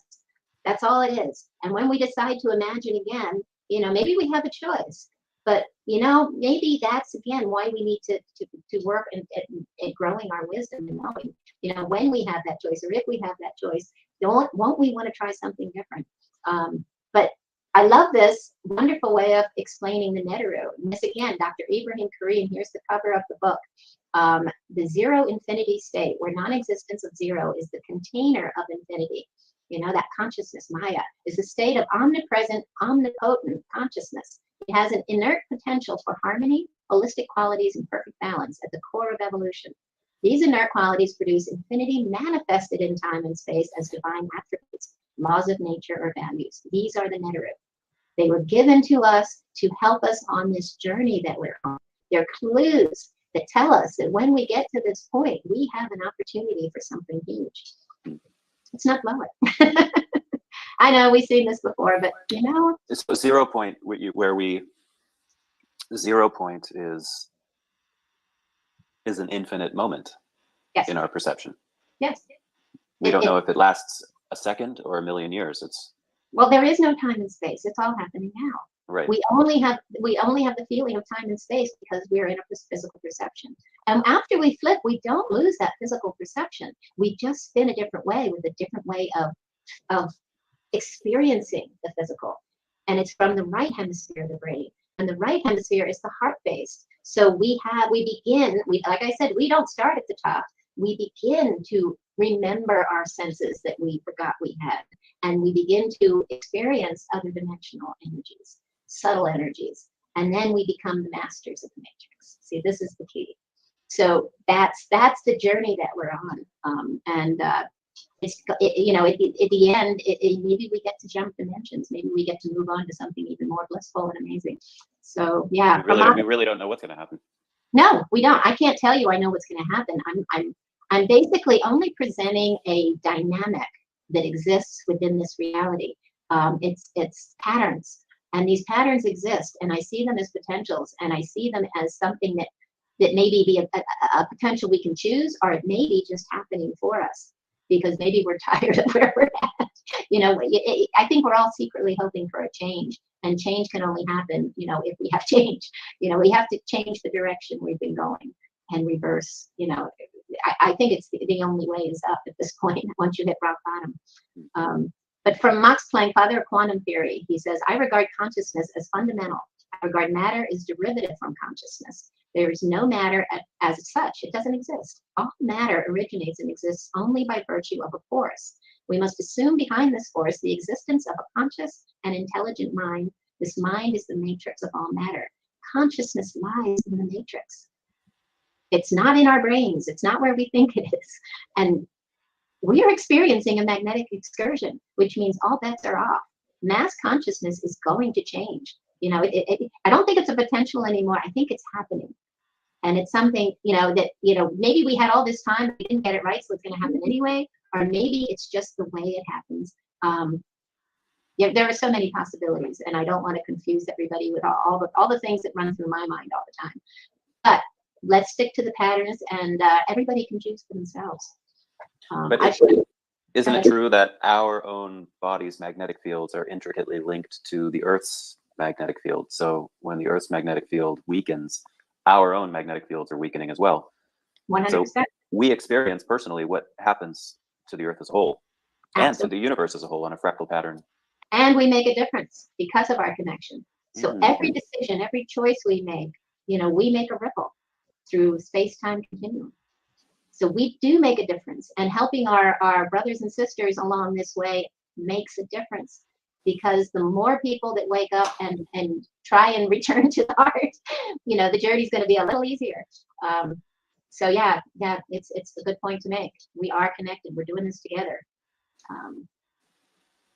So again, here we're looking at the center of the Taurus field, and I got a little creative to show you, you know, there's the Dendera zodiac, and just to give it a little dimensionality, you're looking at, you know, a two-dimensional image, but, you know, that's only because they're limited to the space they have on the wall, and the audience that they're presenting it to.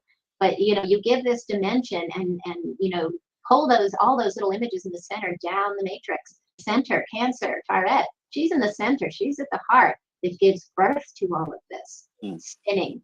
And maybe when we flip and come out the other side, it's, you know, we spin the other direction, we spin, you know, and again, the other direction, we spin into a whole different, you know, heroine's journey, if you will. Why not, right? So again, okay, we're looking in the upper right-hand corner, we're looking at the image of a panel in Narmer's palette that represents Gemini. And if you remember, you know, the two lions are, you know, they're Dwaj and Sephir, but they also exist as Shu and Tefnut. This is known. And so we're looking at Gemini. We know, you know, I have the image of Shu and Tefnut that's on the Dendera ceiling that represent Gemini as air and water. We talked about this. We did a whole episode on this. Air and water, hydrogen and oxygen, if you will. It's the spit of Nut and the wind, you know, the breath of God and the spit of Nut that create our atmosphere. And this all happens in Gemini. The symbol for Gemini is pi, which I show the symbol on the right-hand side. And pi, of course, is again a very important mathematical number, the radius of a circle. And I'm not going to get, it's considered an interdimensional number, and we've talked about this before, but you know, when we fell into form, we emerge, we start measuring time and space in Cancer, and in Gemini is the separation, the two twins. And so when you see these two lions and the figures are pulling the heads apart by separating Shu and Tefnut, what does it create in the center but a container? And that's the containment, the matrix that we live in, separation consciousness. If you look at the image below, and this is from 4100 BC, so we're talking 6,000 years ago. That's huge. And that's from the Uruk period, Iran, I believe, and Louvre Museum. And look at the same lions, okay? So this Mesopotamian, a little bit older, it's about 1,000 years older than the Narmer palette. And you see the same images, but look what their tails do. So when the tails come back and come around, they don't form a container, and you see the winged bird in the center. That's the freedom. So separation after the beginning of each cycle creates containment. Reunion at the end of each cycle offers freedom. Horus rising, you know, ancient knowing. And also a greater understanding of symbolism. Again, open your minds to see how this works, how this happens. It's truly amazing. So here's our image again. And you can see the sun and the moon in the center, and my suggestion that when we move through the lion's heart and we begin to imagine the world again coming out of Leo, so we don't actually experience Leo, we actually come out at the tail end of Leo and move right into Virgo. Virgo being the virgin, purification. So we go right into a purification. Next step, Libra. Libra is the scales. We come back into balance. And we're talking about, if you've ever heard an astrologer, they talk about the lower aspect of a sign and a higher aspect. For example, Scorpio has a lower aspect, which is the scorpion, earthbound, right? It bites and stings, right? But the higher aspect of Scorpio, and I'm a Scorpio, is the eagle, the hawk, Taurus, right? Well, Scorpio is where we begin to earn our wings. That is opposite Taurus, where we fell into form in Taurus, right? That belief that we are our bodies. Well, in Scorpio, we rise into spirit. That's the beginning when we start to move into that heavenly, divine, liquid light space where we remember all our senses and we view the world in a totally different, shape-shifting kind of way. And what's even more fascinating is between Scorpio and Sagittarius is the 13th zodiac sign, Ophiuchus. We talked about Ophiuchus in the last episode, and that's the serpent bearer. He's holding the two snakes. Exactly. He has transmuted his polarity and come back to center. We see Horus doing the same thing. This is what this means. This is how it works. When I started to look at this, and everybody said we were moving into the new dawn, a new wonderful age, and I said, well, we're moving into Capricorn next? How does that work? It didn't work for me until I got to Dendera and everything started to make sense. The winged scarab is in Leo. And that can only happen if we move from Aquarius on one side of Dendera, the great hypostyle hall, and we do an X over back to Leo. And we form a portal. I walk all my guests on my tours in this fashion, and we do the infinity symbol around the hypostyle hall. And it's this beautiful, and the symbolism is, we are going to do a whole episode, if not more, on Dendera. But it explains all of this so beautifully. So we're looking at, okay, and then we go from quickly into Sagittarius, gaining more senses, and then Capricorn is unicorn, right? It's the unicorn. You know, the horn we saw before when it's straight with the tree of life, coming back to center again. And boing, we're back at Saturn, who rules Capricorn and lead, the higher aspect of lead. You know, we have a higher aspect of gold, we have a higher quality aspect of lead. And that's when we do the reversal again. Back to Cancer, and we come back the other direction. Unless, of course, we learn how to spiral out of this dimension. Right. And when we go back to Cancer is when the cycle begins again in the age of Cancer. Exactly. And then we move to Gemini and then to Taurus. And I sort of believe, you and I have talked about Dolores Cannon, and she talks about the splitting, when the mass is split, and some go onto the next dimension and some stay. I think that decision could be made then, because we've experienced the silver, we've experienced the gold, night and day, patriarchal, matriarchal, you know, left brain, right brain. That's when we know how to transmute. But if we decide we want to stick around, you know, that's when Lot's wife looks back and says, no, I don't want to lose the physical. Maybe that's when it happens. Or maybe we always have a choice when we go back to center. But yeah, just so many interesting things out there that come into play when we look at this pattern. So many possibilities. And I do not have all the answers. I'm still seeking. But looking at this image, right now we are at the arrow at about 5 o'clock on this clock, where we're moving from the age of Pisces into the age of Aquarius. And that's it. That's the game-changing moment. That's why when I started doing this and showing, I felt confident enough to start talking about what I saw about 8 years ago and started talking to my guests on the tours. And they were so receptive as I pointed it out to them at all the sites, that especially at Dendera, that, you know, I have done so much more research and I feel so totally confident to present this on a YouTube channel. As crazy as it might sound, you know, stay with me because I'm just going to keep presenting more and more information.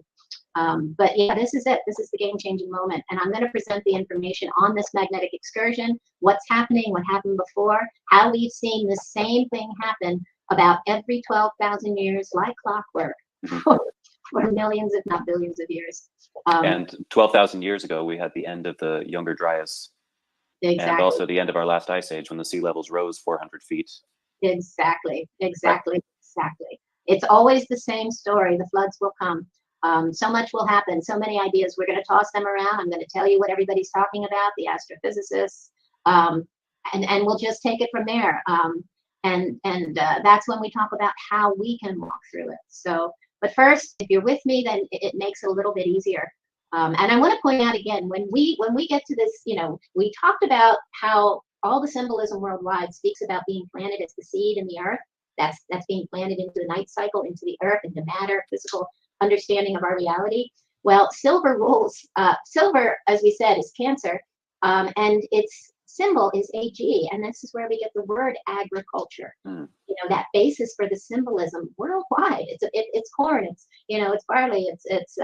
It's wheat. But Osiris is. They make the wheat mummy. So we did a whole episode on Osiris as that seed planted in the earth. It's also interesting worldwide that farmers know to plant based on the cycles of the moon. The cycles of the moon. There's another thing. Look at our language. The moon. Min is the god that gives birth to form, right? Moon, minute, time and space is perceived. Man, physical man, all these concepts. Min, moon, man. I even had a slide. It might be here where I talk about all the words that begin with min, and I have that. Min, man on the moon. Min, the man on the moon. Exactly. Or the rabbit on the moon. We're going to talk about that soon too. And then of course we have Venus and the V and the feminine expression, and the ancient tones became our language today, and it really is mind-boggling. So then we have agriculture. Well, then we have on the other side the day cycle. We have agriculture speaks to what's happening with the seeds and how we nourish the seeds and plant them and that whole process. Underground. And then we have horticulture, which basically refers to things that are happening, nourishing the plants once they see the light of day. So again, our words are quite interesting. And pure gold does not tarnish. So again, we're moving into liquid light. We're moving, once we go through Virgo and the purification, it just keeps getting better from there. And gold, pure gold is soft. Lead is heavy. Can we talk about the Golden Gate for just a second? Sure. So we're moving from Pisces into Aquarius, and what you're saying is that moving into Aquarius is actually the trigger for the Golden Gate, for the flip that will take us into the end of the age of Leo. So the beginning of Aquarius, the opposite is the end of Leo. Exactly. Right. At which point we go right into Virgo. Yep. And it can't be any other way. That's why I say, at the tail end of Leo, we're getting our, sort of like getting your sea legs or land legs back again. Sorry. But the tail end of Cancer, it happens, toward the beginning, but we don't go through like a whole, and that may be the difference between the 26,000 and the 24,000 year understanding. Oh, because we don't actually experience 2,100 years of the age of Aquarius, and we don't actually experience 2,100 years of the age of Leo. Exactly. The beginning of one is the end of the other, and the flip is the portal between the two. Yeah. It's like we experience a little bit but I think since we're coming out of center, time is it's still kind of fuzzy for us until, like I say, we sort of get our landlines back again. So when we come out in Cancer, it's the tail end of Cancer. It's still Cancer, but it's not something we experienced for 2,000 years in our perception today. Well, when we combine lead and gold, like you were suggesting earlier, that creates the 0 point infinite time. Exactly. When we can't think in terms of days and years and. Exactly. And take a look at the symbol for Cancer. It's the 69. It's the yin yang.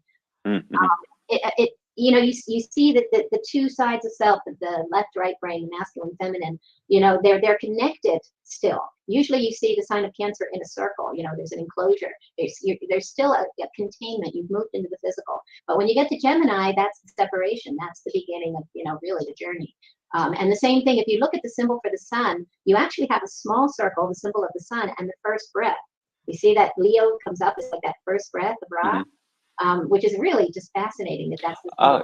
It looks like the little curly hair on the baby Horus, That's exactly what I was going to say. You are really right on to that. It was exactly that. And actually, David Talbot pointed that out in one of his. Oh, yes, that's where I've seen it before.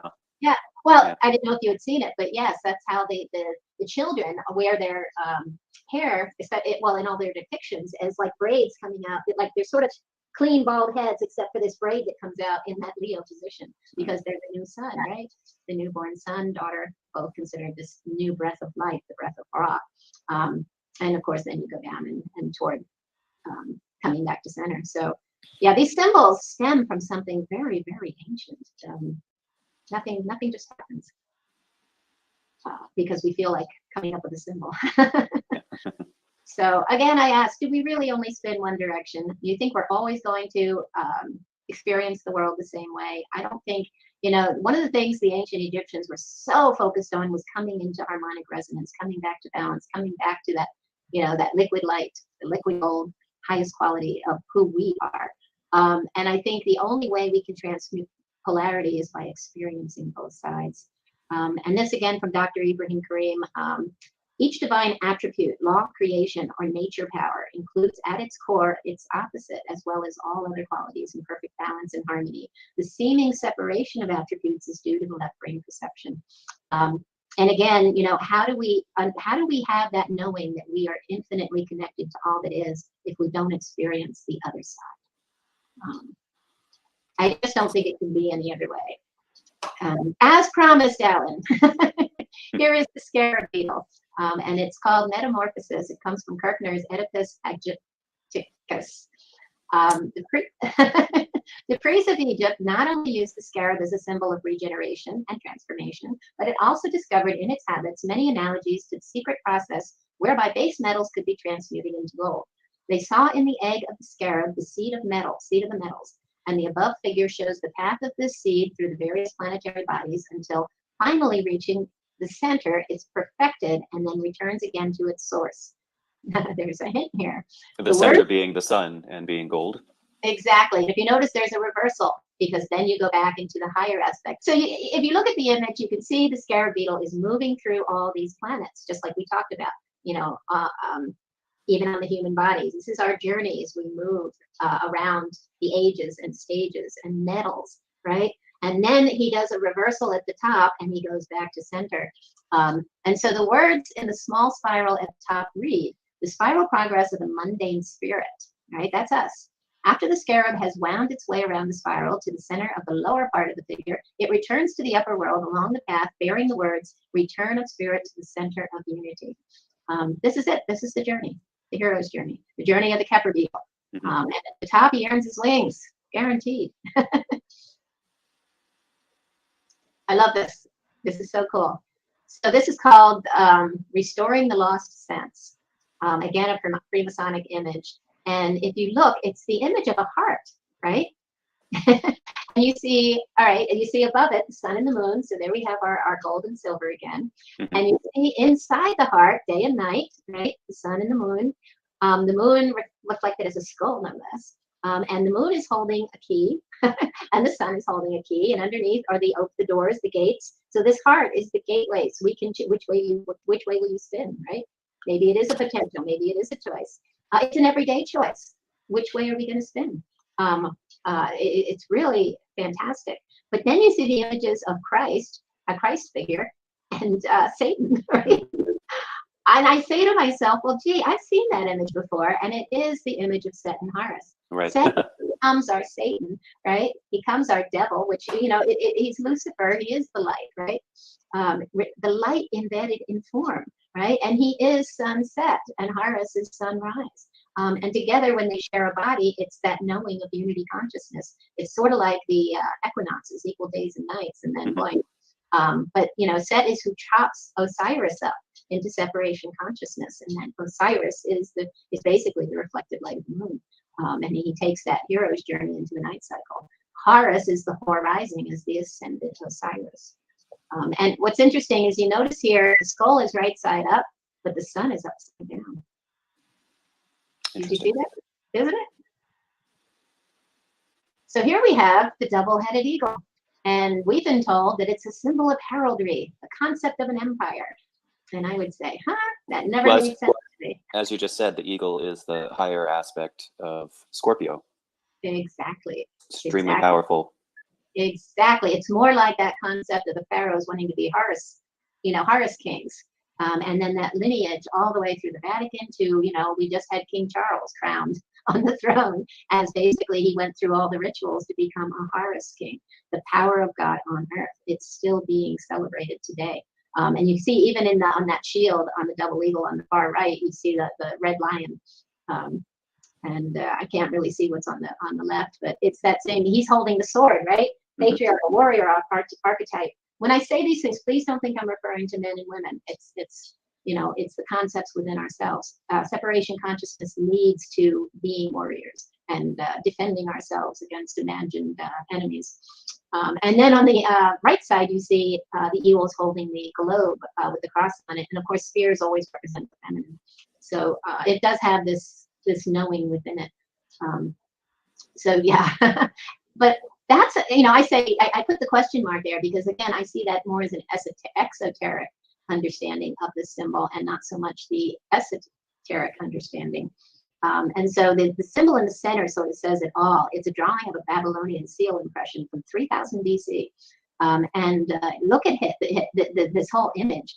You see the hawk rising, the eagle rising, and you see in the center there is a serpent connecting two serpents facing outward with dual opposing weights. And it's fascinating because that's harnessing the dual sides of self, right? And in a way, it's Horus or Garuda. Mm-hmm. So it's that same knowing that just continues to move cross-culturally all over the world.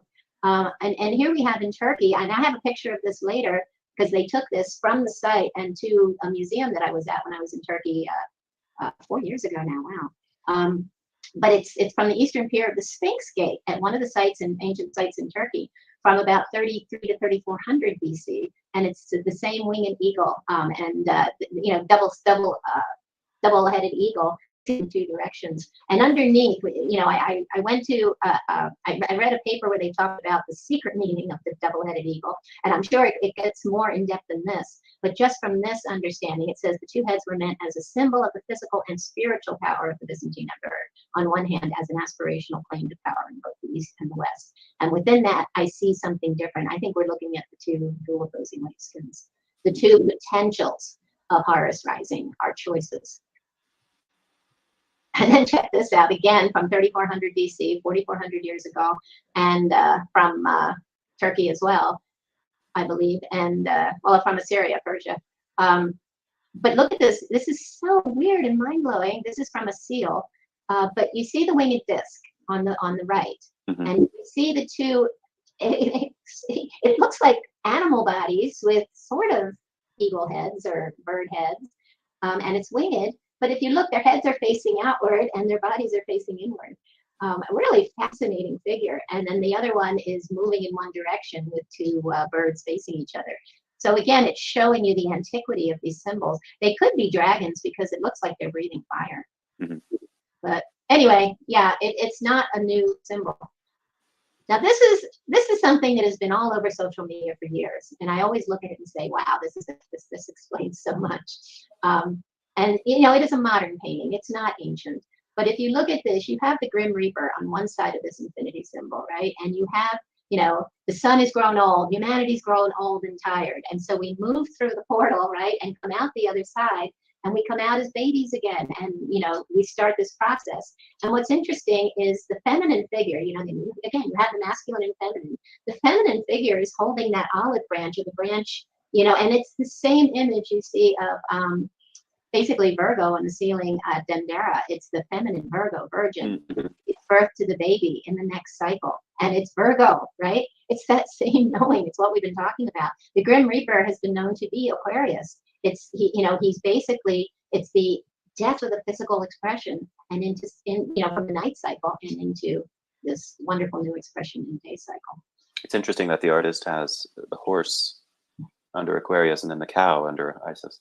I know. I mean, whoever did this, to me, I'm always amazed when I see it. And even the stars within the infinity symbol, it's like they have so much esoteric knowledge. I sometimes wonder, these artists can get into the groove where, they have that depth of knowing without even knowing it. It's like they're channeling something that is like a subconscious knowledge, or they are real students of the esoteric. But I just love it. It's just beautiful. And here, I want to show you that here is Isis on the ceiling at Dendera, and she's got the shaft of meat or whatever. And you see Aquarius, you got to see Aquarius. And I promised you this. He has the papyrus on his head, and he has the two bodies of water, the containers of water. He's basically releasing the water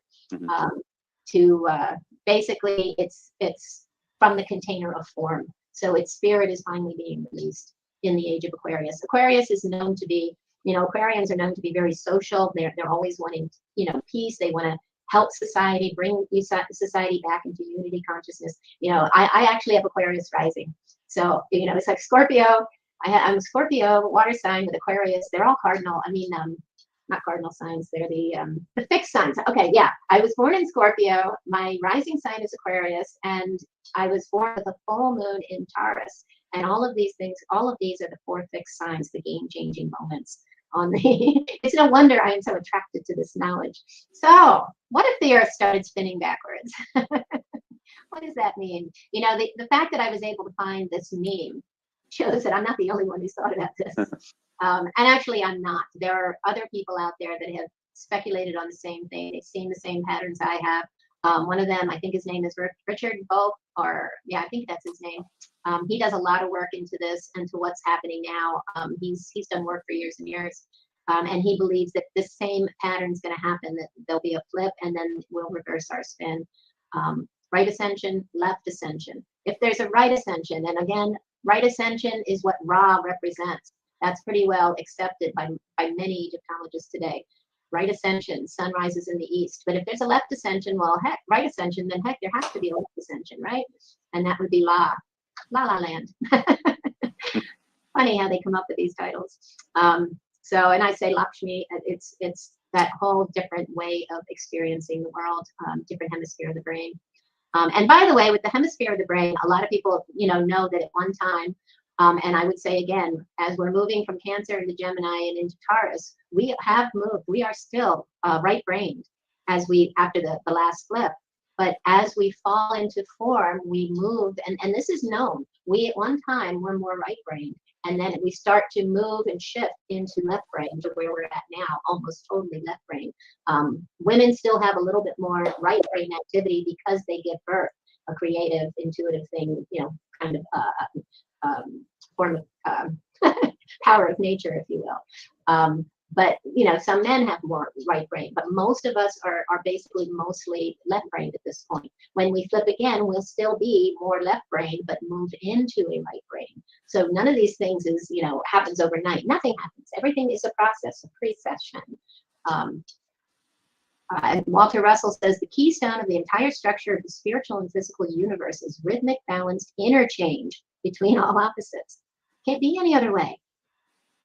And I love this. I saw this meme, and of course, something means always. And this was on social media. You can see the Kundalini energy behind the words. And it says the sexual energy of the universe is sometimes referred to as Christ energy, life force, ki, prana, Kundalini, or spirit, and is the creative principle of the universe. When the creative energy is let out or expelled, it becomes the polar opposite and negative invert of itself. It becomes the destructive principle. Some refer to the destructive principle as the Buffer, or Satan's tail, Antichrist, or devil, which is lived spelled backwards.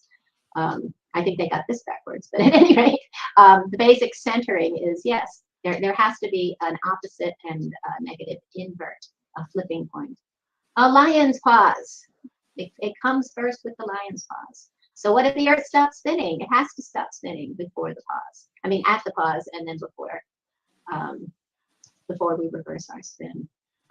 And again, just pointing out, the earth rotates or spins from west to east. And this is why we see the sun rise in the east and set in the west. It all has to do with the earth spin, not with what's happening outside of us. It's perception.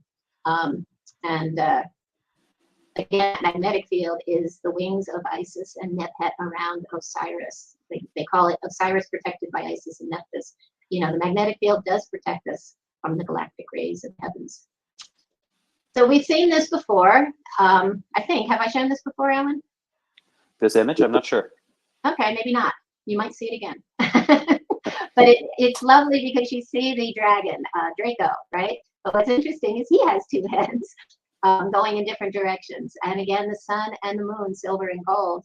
And he's standing on the eye, which again is within one of his coils, the Eye Nebula. And it's just this imagery is just everywhere. And this Eye Nebula is our galactic center. It is our it's our ecliptic pole, not our celestial pole. The celestial pole is the North Pole, but the pole at the center, when the Jed pillar comes back and is raised back to center, that's when we point to the Eye Nebula, which lies in one of the coils of Draco in the circumpolar stars above us. So, again, we have this Freemasonry image, this Masonic image, showing us everything I've just been talking about, Right now, our North Pole is Polaris. 12,000 years ago, one half of a precessional cycle, our North Pole was Vega, which is the exact opposite of Polaris. And the nebula you're pointing to is exactly in the middle of those two. Exactly. That would be the lion's paws. And that's consciousness, that's the primordial waters of conscious knowing. So this. So I was out walking my dogs for a bit, nothing crazy, like a half an hour, if that.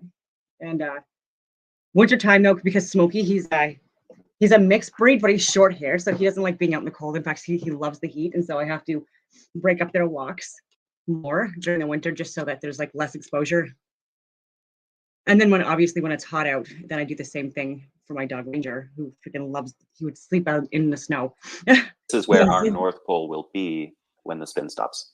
Exactly. And when the jet pillar rights itself, when Horus rises. That's what we call resurrection. And it's in all the mythologies worldwide. There is a resurrection, a moment of silence, complete gnosis, and then we spin again, one way or the other.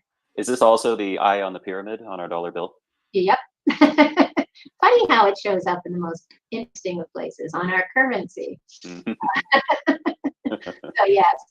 So here we have a beautiful image on a papyrus. It's the Vignette of Ra, also known as the Roads of Mayhem.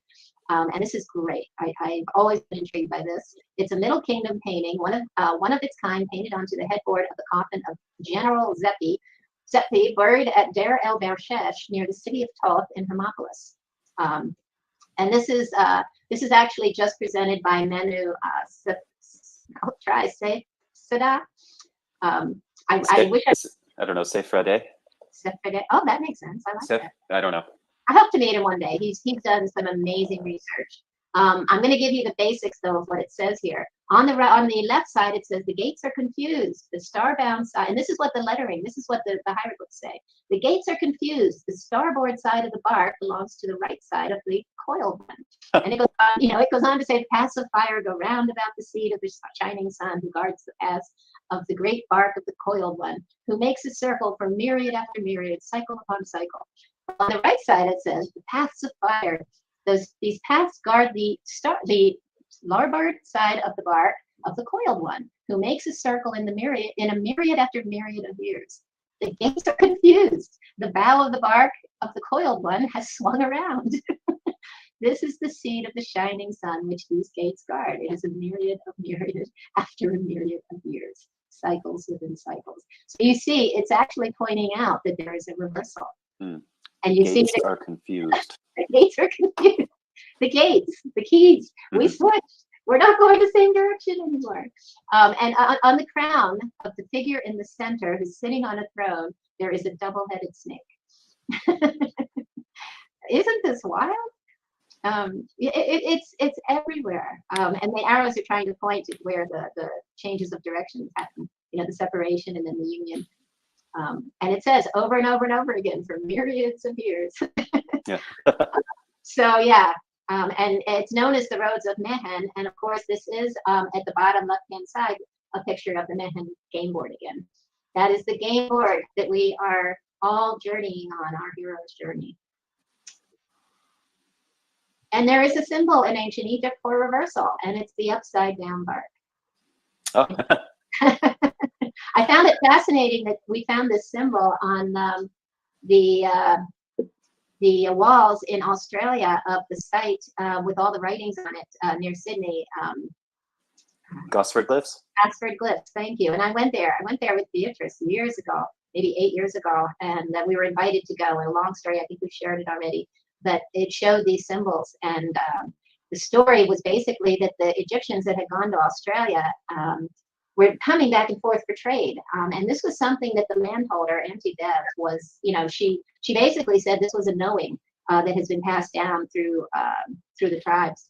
But anyway, she had said that there was trade and that the Egyptians were coming for gold and silver and precious metals and gems, and they were not important to the original people of Australia, and they were trading for the goods that the Egyptians bought. So this was something that was occurring in a very positive way. But when this certain expedition was ready to go, they all got on the boats, and the boats all flipped. This is what they showed as the symbol. And I said to my friend that was with us that is a knowledge holder in Australia, and I said, boy, that brings to mind for me a possible magnetic reversal. And she looked at me and she just shook her head and said, yep. So you're saying if this is the case, like they got there, the magnetic reversal happened, and they weren't able to navigate their way home because. Well, something happened. Now, you know, the translators, the guys that were translating said a big storm came up and overturned all their ships. But in my mind, you know, these barks are our vehicles. And I just had this weird feeling. And, you know, it may or may not be right. It could have been a big hurricane. It could have been anything. But it is a symbol for reversal. So, you know, upside down and backwards. It could have, you know, because none of their navigating tools would have worked. Or, you know, the boats actually, there was a storm. Whatever happened, it was the survivors that came and made the writings on the walls at Gosford. But that's another long story. Well, now a lot of Egyptologists dismiss the Gosford glyphs as a hoax. Well, that's the long story. That's what we were going to prove, because we were going to help them save the site from being sold, because it was a place that was very sacred to both men and women's business in Australia. And it was just something we were doing to try and help. And what we discovered, you know, I was, you know, everybody was a little skeptical, but we did the research. And when we started to look at the glyphs, we discovered that the glyphs formed words, and the words formed a story. And the story was about these expeditions. And so the chances of a bunch of students, which was the mainstream, you know, that was what they were saying. It was a bunch of college students got drunk and came down and did this. And, you know, that's why the etchings don't look very nice like the Egyptians did it. A bunch of unemployed Egyptology students. Yeah, something like that. Well, that story didn't hold water, because, you know, you can't, because even people, hieroglyphics experts today, can't sit down and write words, and they can do a few words that they know, but they can't write a story from hieroglyphs. You know, it's just not that easy. You know, we still haven't interpreted all of the hieroglyphs or translated them, and I don't even think the ones we have translated, we understand all the different levels of meaning. Yeah. So we're like, you know, naive school kids when it comes to hieroglyphics. So to write a story was impossible. The other side of it is some of the glyphs that were used weren't even in the books that had been written at the time that the glyphs were made. A lot of the books have come out since. There's more books about, you know, understanding and learning hieroglyphs, but not at the time that the glyphs were made. So who would have been able to do that? And that gave us the belief that, you know, we believe 95 to 98% it had to be authentic. And the other thing we discovered is there were glyphs there. I can point them out when we go to the Ptolemaic temples that are only existed during the around the Greek time, the Greek occupation of Egypt, in the Ptolemaic temples, which would have dated it to anywhere between around 300, 500 BC, or earlier. So, you know, some people say it dates back to Khufu because the name Khufu and Senefru were there, but there were many priesthoods that were still in business in the later times. They didn't die with the pharaohs. They continued. The priesthoods continued. And are spoken of. So it could have been, you know, expeditions sent by these particular priesthoods. So anyway, long story off topic, but very interesting. And there's so much more I can share about that and everything else I learned in Australia and the connections. But well, maybe we'll do an episode just for that. Oh, well, I think we should. It was really one of the most fantastic research trips I've ever taken. And one of the most amazing things is when I met this woman, Stella, when I was there, she was known to be the local knowledge holder. She had been given the knowledge, and I'm not going to go into all the history of it now, but after the expedition at Gosford, we had spent, you know, a couple of days, we got an Airbnb, a bunch of us, there was about 6 of us, and then we went on the expedition, and that night we were invited back with Annie Bev to present lectures, she and I, to the group. And what's so fascinating is when we were doing our lectures, we both shared even some of the same slides telling the same stories, the things that I've been sharing in my episodes. So, you know, like I said, you know, from an isolated place, you know, as far from Egypt as Australia is, we are looking at the same understanding and cosmology and similarity in patterns and cycles and symbolism. So really mind-blowing. So here is, again, we might have I think we did show this once before, but it's this great panel. It's on the ceiling, at Dendera in the Temple of Hathor on the second floor in a chapel of Osiris. And Alan and I spent a lot of time in that, well, at Dendera, hours and hours and hours. But you can see we have the image of Nut, the heavens above, and underneath you see Geb, earth. Some people say it's Tum, but it is the earth head over heels, somersaulting, reversal, right? It's called by many the yoga position, but to me, we're talking about a reversal. And what's interesting is his form is almost in a 23.5 degree angle. And at the top, I found this other image, and I can't place it anywhere. It was in a white paper, but it's an image again of the heavens of Nut, and underneath it's Isis, who is head over heels, representing the earth. So it's showing that that's a feminine earth. There was a different spin, right? And then she reverses. So maybe that's two sides of the two sides. What do you think of the two discs that Geb is holding in each hand? Well, I can't see, the images are scratched out. It looks like two figures to me, but I can't tell who or what they might represent. But it could be, I don't even want to guess at this point. Okay, we'll skip that. Yeah, it's a good question, Alan. I haven't figured that one out yet. But this is really interesting. So I'm taking this is from S.A. Mackey's drawing of the Dendera zodiac. And he's just taking the images of the symbols of the zodiac signs. Right. So you've erased the signs that are not part of the ecliptic. Exactly. And so here we're looking at the bottom, and I put this here because it is really fantastic. You see the lion, and his head is turning back, right? Mm-hmm. The lion's looking back, and his feet are on the symbol for Aquarius. Oh. There is your Aquarius Leo portal. It's there, and right next to him. Is the Horus the Bull, they call it Horus the Bull. It's the symbol for Saturn. And he has the sickle as the Grim Reaper. Saturn as the Grim Reaper. Mm-hmm. Aquarius. Kronos. The lower aspect of Aquarius. Kronos, exactly. The disintegration of the physical expression. So, wow. I can't make that up. I can't make that happen. It just, you find these things and it, maybe it means something else. Also, Ophiuchus, I believe it's, anyways, it's in the month of December for like a week or two that Ophiuchus, that the sun crosses through. And it's, and so like I would think that possibly like the ruling planet for Ophiuchus, if you're going to consider it like the 13th zodiac sign would be Saturn, just like Aquarius and Capricorn. So it's like Ophiuchus, Capricorn, Aquarius. In between Sagittarius, if that makes any sense. But wow. And there's our image again of Hapi as Aquarius, and you see he's emptying the containers of water. The spirit is set free, and we see a fish and a bird. So again, do we become mermaid and mermen? Do we earn our wings and fly? I think that's all part of the program. When the water is released, it's a new way to perceive reality. It's time for a change of direction. Here again on the right side is an image of Hapi, and you can see the three streams of water in his name. The symbol in the center is the mare, which means sea. So the waters, and Hapi, you can see the H for Hapi. So yeah, it's the dawning of the age of Aquarius, folks. The seed of our consciousess has come full circle, or half circle, as it were, with the tilt of the earth. Moving from our height of conscious awareness when the Earth's axis pointed to Vega in the age of Leo, and then to Thuban in the age of Taurus when gods became men, we were the gods that walked the Earth. And now to its nadir at Polaris, the star positioned at the end of the Little Dipper. We've come full circle, basically. It's half circle.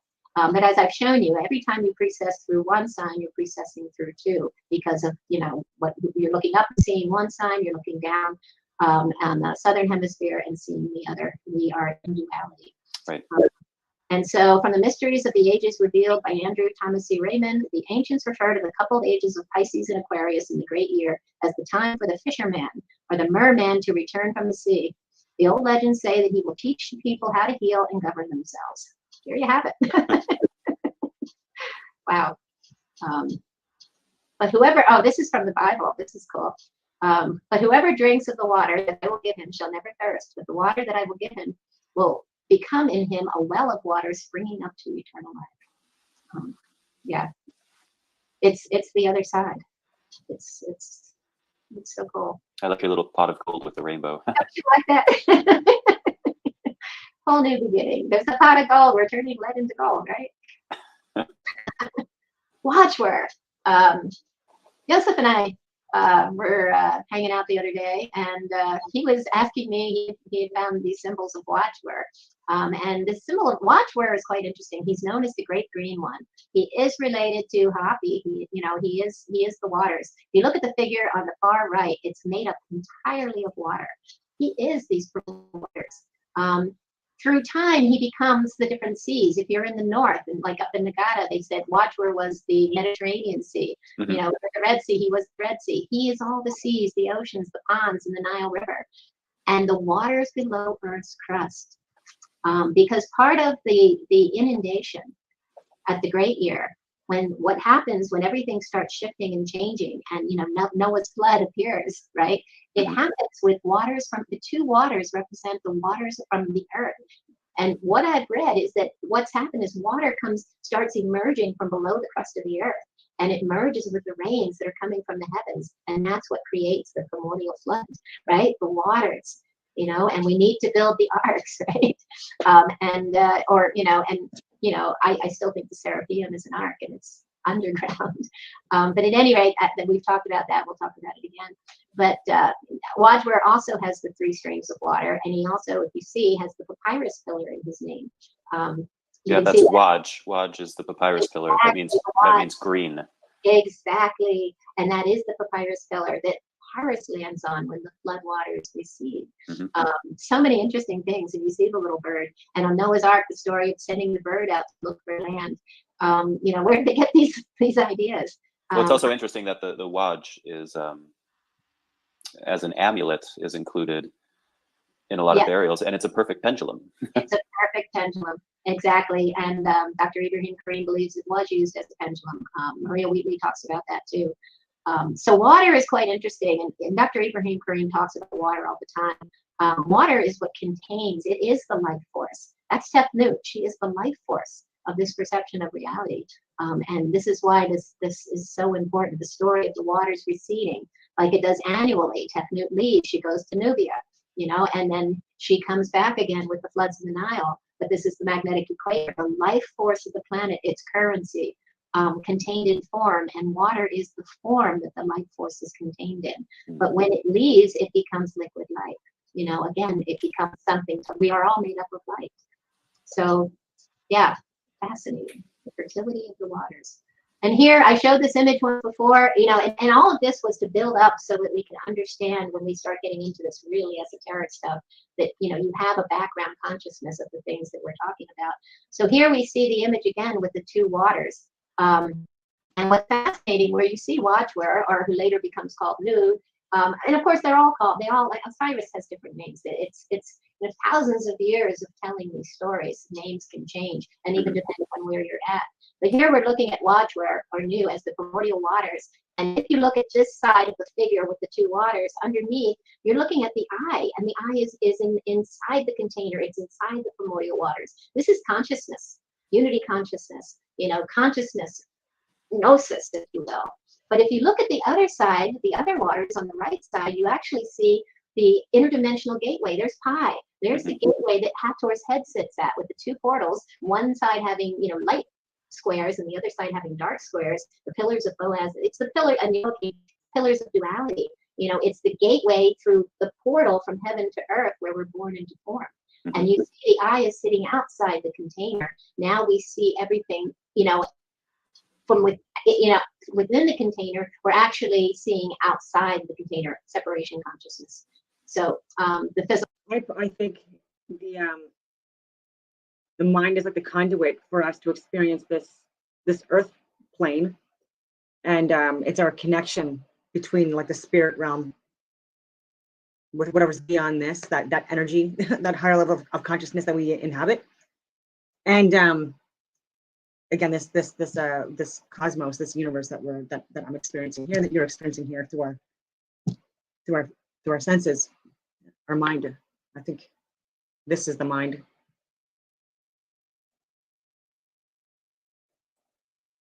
physical expression of our perception of reality.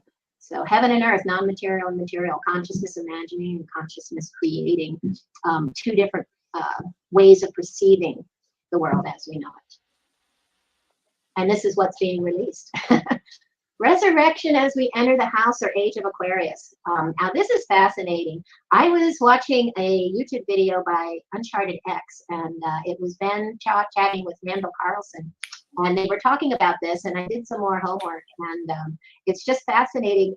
Yeah, I'm just going to go ahead and read it. The story in the Bible, and it speaks to, we see the Last Supper, and Jesus sent Peter and John out saying, go and make preparations for us to eat the Passover. Where do you want us to prepare for it? They asked. He replied, as you enter the city, a man carrying a jar of water, this is Aquarius, will meet you. Follow him to the house, right? There are houses, 12 houses in the zodiac. Follow him to the house that he enters and say to the owner of the house, the teacher asks, where is the guest room? Where may I eat the Passover with my disciples? You should see my decode of the Last Supper with Da Vinci. It's not that long, actually. Believe it or not, it's one of my shorter videos on Rumble and on Instagram. And I talk all about that and the angles and so much. He will show you a large upper room, all furnished. Make preparations there. There's more to this, but do you see that it's all hidden? You know, this is all the codified information hidden within the Bible, within the ancient dogma, within the mythologies. It's there for those that can understand it, you know, with eyes to see and ears to hear, and, you know, as they say, with open senses. The information is there. This is even better. I love this from Manly P. Hall. You see, this is resurrection. And this is in one of his books. He has this understanding of the what happens with the lion's paw. And the image in the white block on the right says Albert Pike reproduces hieroglyphic picture copied from an Egyptian monument in one of his books. And you see the image of the lion, his paw on Osiris, you know, he's laying out. And he's basically, this is the whole concept of this Aquarius Leo portal. And he says, Manly P. Hall says, the visible connection between the constellation Leo and the return of the sun to his place of power and glory at the summit of the royal arch of heaven, you know, the upper room, was the principal reason why that constellation was held in such high esteem and reverence by the ancients. The astrologers distinguished Leo as the sole house of the sun, which we talked about, and taught that the world was created when the sun was in that sign, which we talked about. When the Aquarian age is thoroughly established, which we're in now, the sun will be in Leo. And then indeed will the secret religions of the world include once more the raising to initiation by the grip of the lion's paw.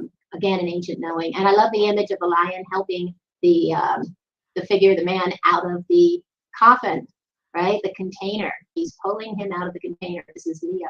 And he's holding, look at this. Well, it's like the rays of a sun pulling the plant from the seed out of the earth in a way, right?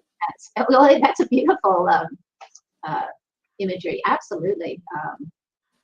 Absolutely. It's funny, he's even wearing the Masonic skirt, which it shows in one of its corners. The two corners show the point, 0 point, and the rays of the sun coming out into separation consciousness. So, yeah, this is how it happens. This is the great resurrection, and we are at the portal, the Aquarius Leo portal. This isn't new news.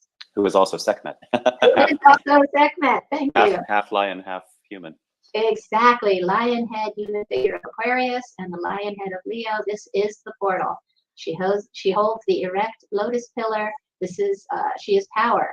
And we've talked about the Sekhmet story. It is mind-blowing because she represents the lion's paws.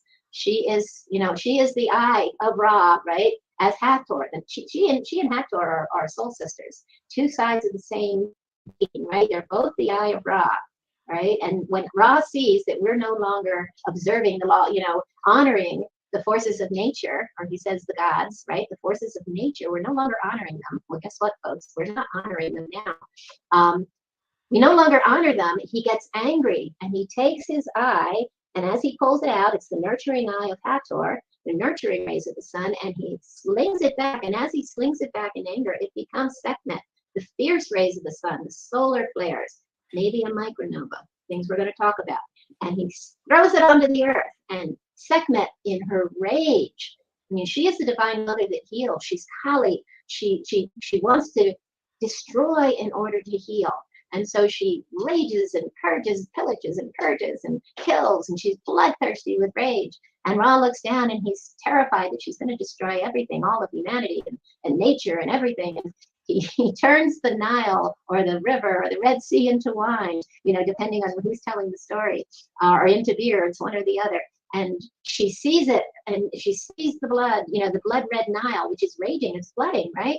And so it's got the muddy waters, look like wine, it looks red, bloody, and she drinks it, and she becomes totally drunk and passes out for 3 days in the story. The 3 moments of silence, the lion's pause at the lion's heart, right? It's all part of the story. And after 3 days, Ptah shows up, she wakes up, rubs the sleep out of her eyes, and she sees Ptah. And he again has the blue cap. He is the projection from out of the blue into form. She falls madly in love, and together they give birth to Nefertum. Nefer being the harmony, Tum being the atom, the harmony of the atom. We talked about Atum as the atom into a physical perception. Nefertum is the harmony of the atom, the peace after the storm, the healing. What a beautiful story. Symbolized by the lotus. Symbolized by the lotus. He's Yep. born out of a lotus. And Alan and I have spent a lot of time with Sekhmet. These statues, she's probably the oldest statue, Hakeem said, still standing in the same place as it originally was erected. She, you know, when you're in front of her, she looks alive. Her eyes are human eyes, and she expresses, she has an archetypal energy.